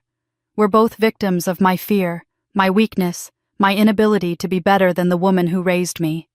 I don't expect forgiveness. I can't undo 36 years of damage. But I needed you to know. I see it now. I see what I did. And I'm sorry. I'm so sorry. The office was silent, except for her crying. I looked at this woman who had given birth to me, raised me, shaped me through absence more than presence betrayed me, and realized something profound. I finally understood her. Understanding didn't mean forgiveness. My voice when I spoke was quiet but firm. Thank you for telling me. It helps me understand the pattern, the why behind the what. She looked up, something like hope flickering in her eyes. But it doesn't change anything. The hope died. I know you suffered too, I continued. And I'm genuinely sorry your mother failed you the way you failed me. That's real pain and I don't diminish it. But you made choices, Mom. Every single day for 36 years you made choices. Understanding why you made them doesn't erase their consequences. Can we ever? She started. No. The word hung in the air between us. Final. Irrevocable. I hope you find peace, I said, and I meant it. I hope you get therapy. I hope you work on yourself, process your own trauma, find some kind of contentment in whatever life you build next. But you won't find it with me. I've spent my entire life seeking your approval, trying to earn love that was never going to be given freely. I'm done. I stood. The meeting was over. Goodbye, Mom. She stood slowly, unsteadily. For a moment, she looked like she might say something else, might make one more plea. But she didn't. She just nodded, picked up her purse, and walked to the door. She paused with her hand on the handle. You deserved better, she whispered. Yes, I said. I did. She left. The door closed behind her with a soft click. I stood in my office alone and looked at the woman who had given birth to me and realized I'd never really known her at all. 2 weeks after the civil verdict, federal prosecutors formally charged my parents with wire fraud, tax evasion, and embezzlement. The U.S. Attorney's Office held a press conference announcing the indictment with the kind of language usually reserved for organized crime cases. The evidence was overwhelming. The civil trial had already exposed everything publicly, and now the government was pursuing criminal penalties. My parents faced 10 to 15 years each if convicted. Their attorneys immediately began negotiating. They offered full restitution to the company and admission of guilt in exchange for reduced sentences. But the prosecutors wanted more. They wanted testimony about the full extent of the scheme's offshore accounts. Unreported income, the complete web of financial fraud they suspected went deeper than what we'd uncovered. They needed an insider, someone who'd been close enough to witness everything but who could be leveraged into cooperation. They approached Vanessa. Her attorney, a different one now, a criminal defense specialist, negotiated for 3 days. Full immunity on the wedding fund embezzlement, which would have carried a minimum 2 to 3 year sentence. Complete protection from any charges related to her parents' schemes. In exchange, total cooperation, testimony, documents, everything she knew. Vanessa took the deal. During the evidence-gathering phase, FBI agents executed a search warrant on the Connecticut estate. They seized financial records, computers, safe deposit box keys. Among the items logged into evidence were 5 journals belonging to Vanessa spanning from age 16 to 28. As a cooperating witness for the prosecution, I was shown relevant excerpts pages that might contain information about family finances or discussions of illegal activity. What I found instead was something I hadn't expected. Age 16. I wish I could be invisible like Caroline. She gets to do what she wants.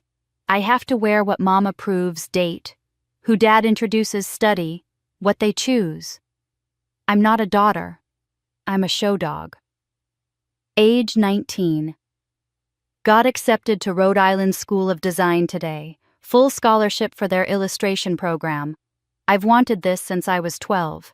Dad said absolutely not. Business school or nothing. Why can't I just be free like my sister, age 24? They arranged for me to meet Bradley again, third time this year. He's nice enough, but I feel like a prize being awarded to the highest bidder. Caroline chose her own life, chose her own career, chose everything. I've never chosen anything. I read page after page, seeing my sister's life through entirely new eyes. The golden child had been golden caged. While I'd been neglected, she'd been suffocated. Different forms of the same abuse. The day of Vanessa's deposition, I arrived at the federal building early. I wasn't required to be there. My testimony had already been given, but something pulled me. I found her in a hallway outside the conference room, sitting alone on a bench. She wore a simple black dress, her hair pulled back, no jewelry. She looked small in a way I'd never seen before. Not physically small, she'd always been smaller than me, but diminished. Like someone who'd finally realized the costume they'd been wearing was someone else's. She saw me and stood uncertain. We looked at each other across 10 feet of marble hallway. Long silence. Finally, Vanessa spoke. I know you'll never forgive me. I don't deserve it. But, thank you. I raised my eyebrows. For what? For being strong enough to break the cycle. For showing me that the cage had a door. Her voice cracked. I never could have done what you did. Never had the courage to stand up to them, to risk losing their approval. You freed both of us. She took a shaky breath. They're my parents, and I'm about to send them to prison. But you're right, it's the only way this ends. For both of us. I studied her, really looked at her for the first time in years. Not as the spoiled golden child, not as the rival who'd been chosen over me, but as another person who'd been damaged by the same people in different ways. I read your journals, I said. I didn't know. She nodded. How could you? I barely knew myself. I was so busy playing the role they'd written for me that I forgot there could be other roles. We both deserved better. Yes. We stood there in that hallway, two sisters who'd been pitted against each other for 3 decades, finally seeing each other clearly. I didn't hug her, didn't offer my phone number or suggest we meet for coffee someday, but I nodded. Good luck in there. Thank you. Vanessa gave her testimony that afternoon.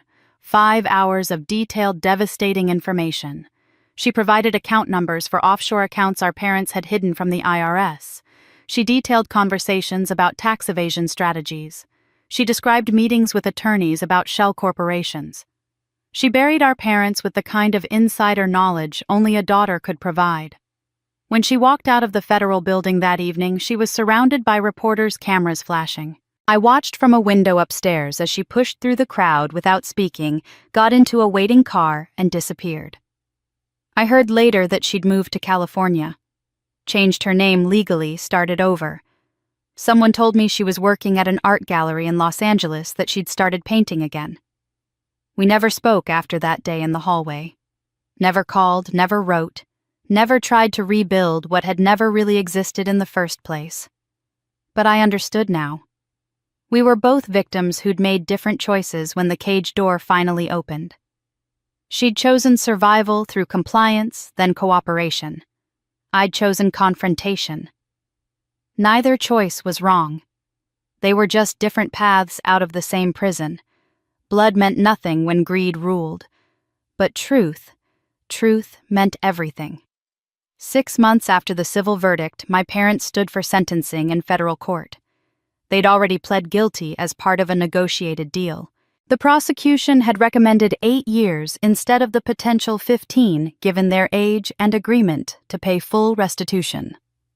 Judge Morrison, a woman in her 60s who'd spent 30 years on the bench, read the sentence without emotion.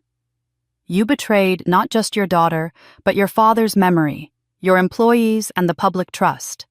This court sentences each of you to 8 years in federal prison to be served concurrently, followed by 3 years supervised release. You will pay full restitution of $187,000 plus interest and a fine of $250,000 each. I sat in the gallery 3 rows back. The prosecution hadn't asked me to give a victim impact statement, and I'd declined to request one. I had nothing left to say to them that hadn't already been said. As the marshals approached to take them into custody, my father kept his eyes forward. He didn't look at me, didn't acknowledge my presence. But my mother turned. Our eyes met across the courtroom. She mouthed 2 words, "I'm sorry."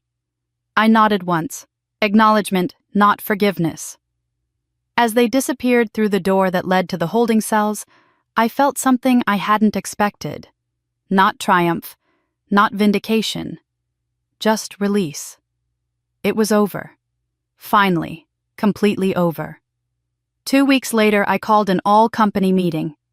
All 800 employees gathered in the main facility, the factory floor where my grandfather had walked during his first years building this company. I stood on a small platform with a microphone, no notes, no script. 6 months ago, I stood in a ballroom and exposed corruption in this company. Today, I stand here to tell you what we're building instead. I unveiled the new initiatives I'd been developing with the restructured board. First, full financial transparency. Every quarter, detailed financial reports will be available to every employee, not just shareholders, but everyone who works here. You deserve to know how your work translates to company health, where the money goes, how decisions are made. People were listening intently, some nodding. Second, an anonymous reporting system. If you see something wrong, if you witness harassment or fraud or anything that violates our values, you can report it without fear of retaliation. Third-party administration completely protected. The room was silent, attentive. Third, profit sharing. Starting next quarter, 15% of net profits will be distributed to all employees based on tenure and performance. This is your company too. You should share in its success. The room erupted in applause, people standing, some wiping their eyes. I continued over the noise. And we're establishing the James Mitchell Legacy Fund. $5 million annually for employee education, community investment, and ethical business practices. My grandfather believed business should serve people, not the other way around. We're going to prove he was right. After the meeting, people lined up to shake my hand. Line workers, executives, warehouse staff, administrative assistants. Manuel Rodriguez, a 60-year-old factory worker who'd been with the company for 40 years, grabbed my hand with both of his.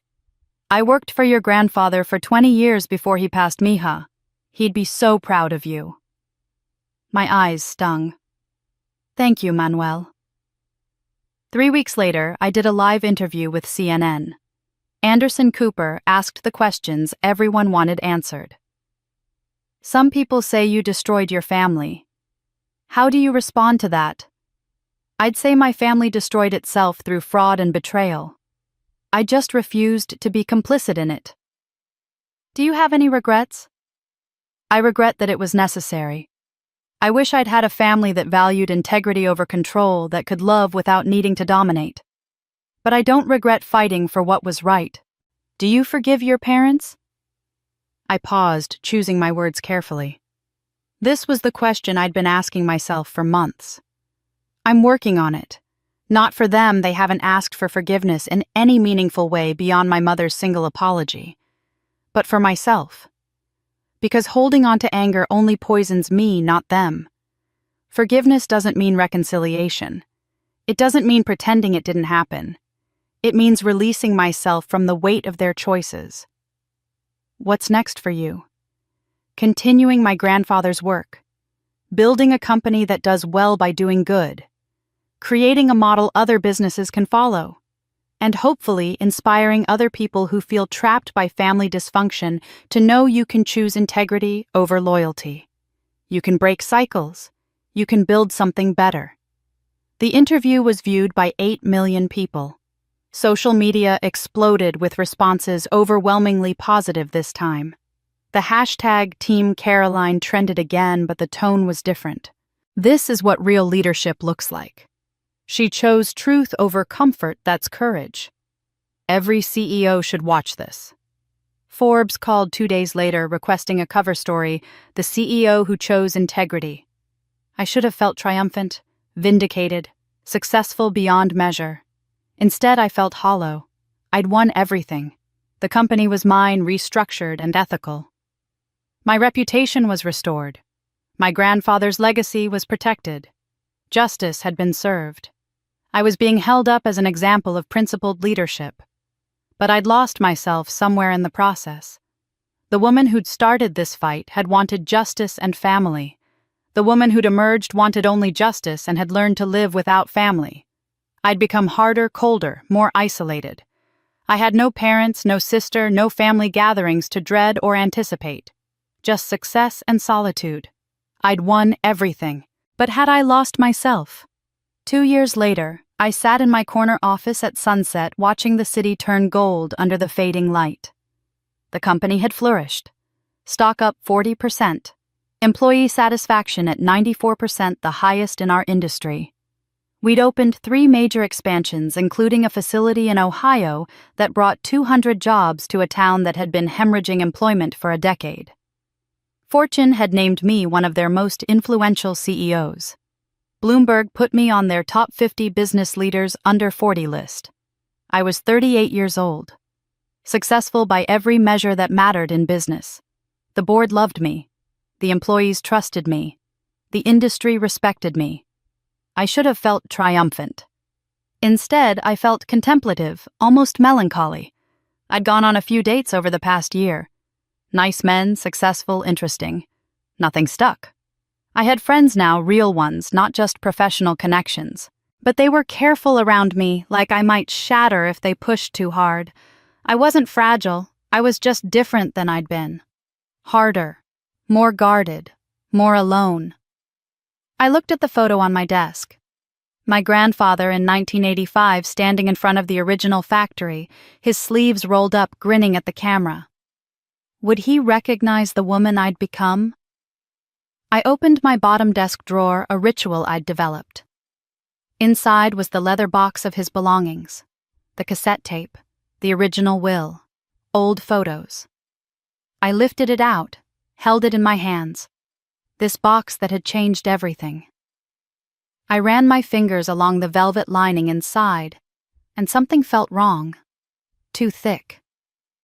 I remembered noticing this 2 years ago, the night I'd found the tape, but I'd been too overwhelmed to investigate. Tonight, curiosity won. I carefully lifted the velvet lining. Underneath, pressed flat against the bottom of the box, was an envelope, yellowed with age, my name written in my grandfather's shaky handwriting.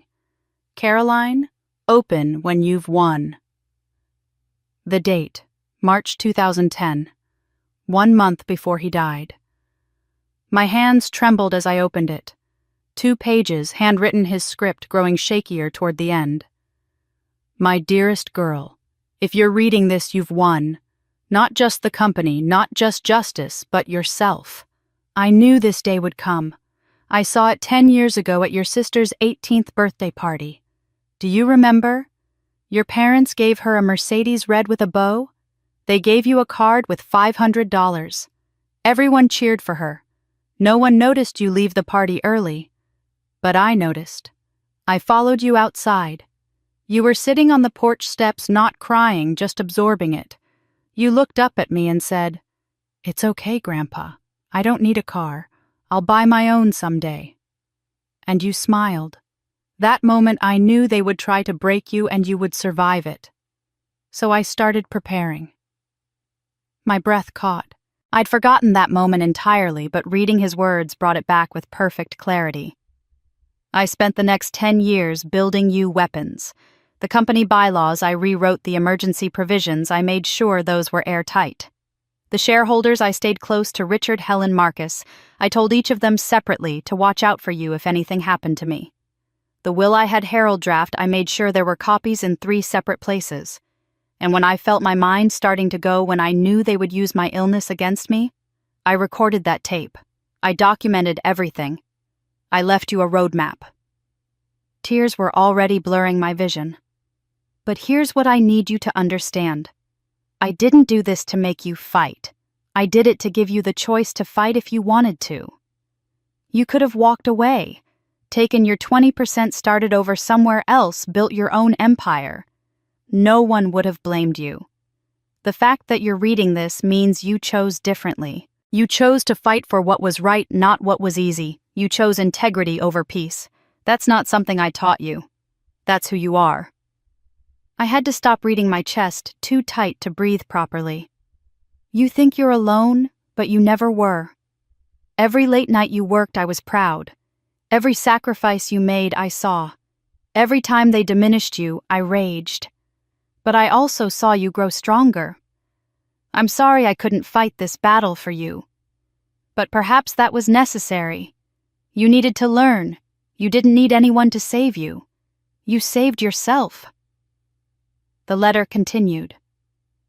By now you've probably won the company. Maybe you've won in court. Maybe you've even won in the court of public opinion. But I want you to win one more thing yourself. Don't let this fight make you hard. Don't let their cruelty make you cruel.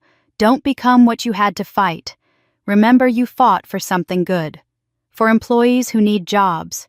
For a legacy of integrity. For the principle that truth matters. That was never about revenge. That was about love. Love for something bigger than yourself. My tears fell freely now, spotting the old paper. I won't be there to see who you become after this. But I know this: you are everything I hoped you'd be. Strong, just, unbreakable.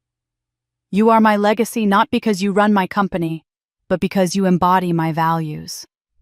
The company is yours, not because I gave it to you, but because you earned it every single day. I love you. I see you. I always have. You were never alone. Grandfather James. I sat in my darkening office crying for the first time in 2 years. Not tears of grief or even joy. Tears of recognition. Of being seen, truly seen by someone who'd loved me without conditions or demands.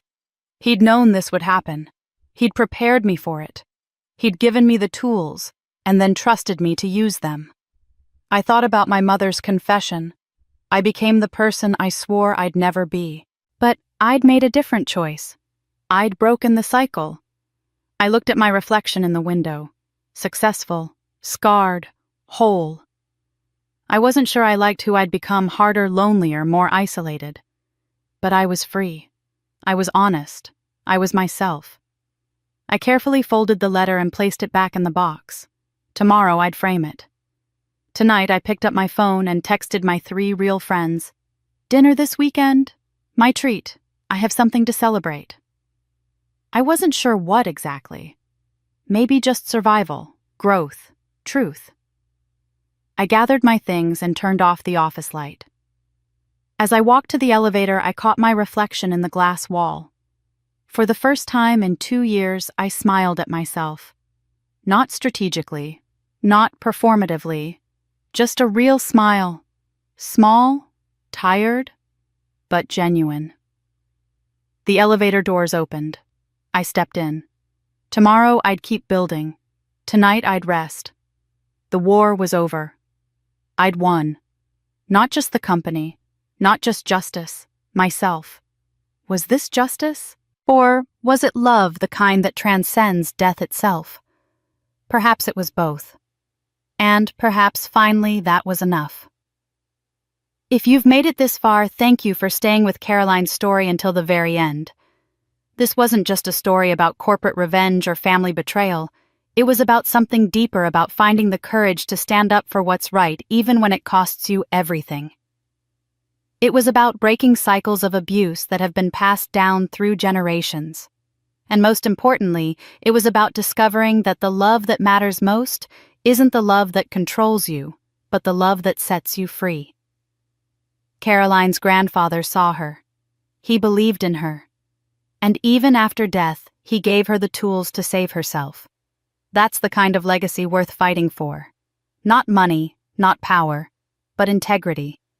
Truth and the courage to choose what's right over what's comfortable.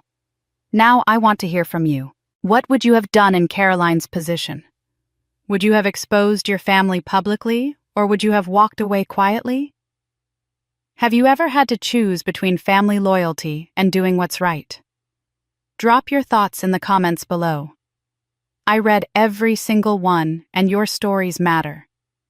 If this story moved you, if it made you think, if it reminded you that standing up for truth is always worth it, even when it's hard, please hit that subscribe button.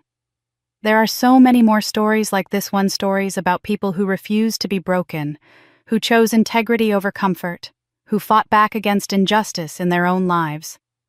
And I want to share every one of them with you. Hit the bell icon so you never miss a story. Share this with someone who needs to hear it. Maybe someone who's struggling with their own difficult family situation, someone who feels trapped, someone who needs to know that they're not alone and that choosing themselves isn't selfish. It's survival. Leave a comment telling me what part of Caroline's story hit you the hardest. Was it the wedding confrontation? The moment she found her grandfather's letter? The realization that both sisters were victims in different ways? I want to know what resonated with you. And remember this: you don't have to set yourself on fire to keep others warm. You don't owe loyalty to people who've never been loyal to you. And sometimes the most loving thing you can do for yourself is to walk away from people who refuse to see your worth. Thank you for being here. Thank you for listening. And thank you for being part of this community where we believe that truth matters, integrity matters, and every person deserves to be seen for who they truly are. I'll see you in the next story.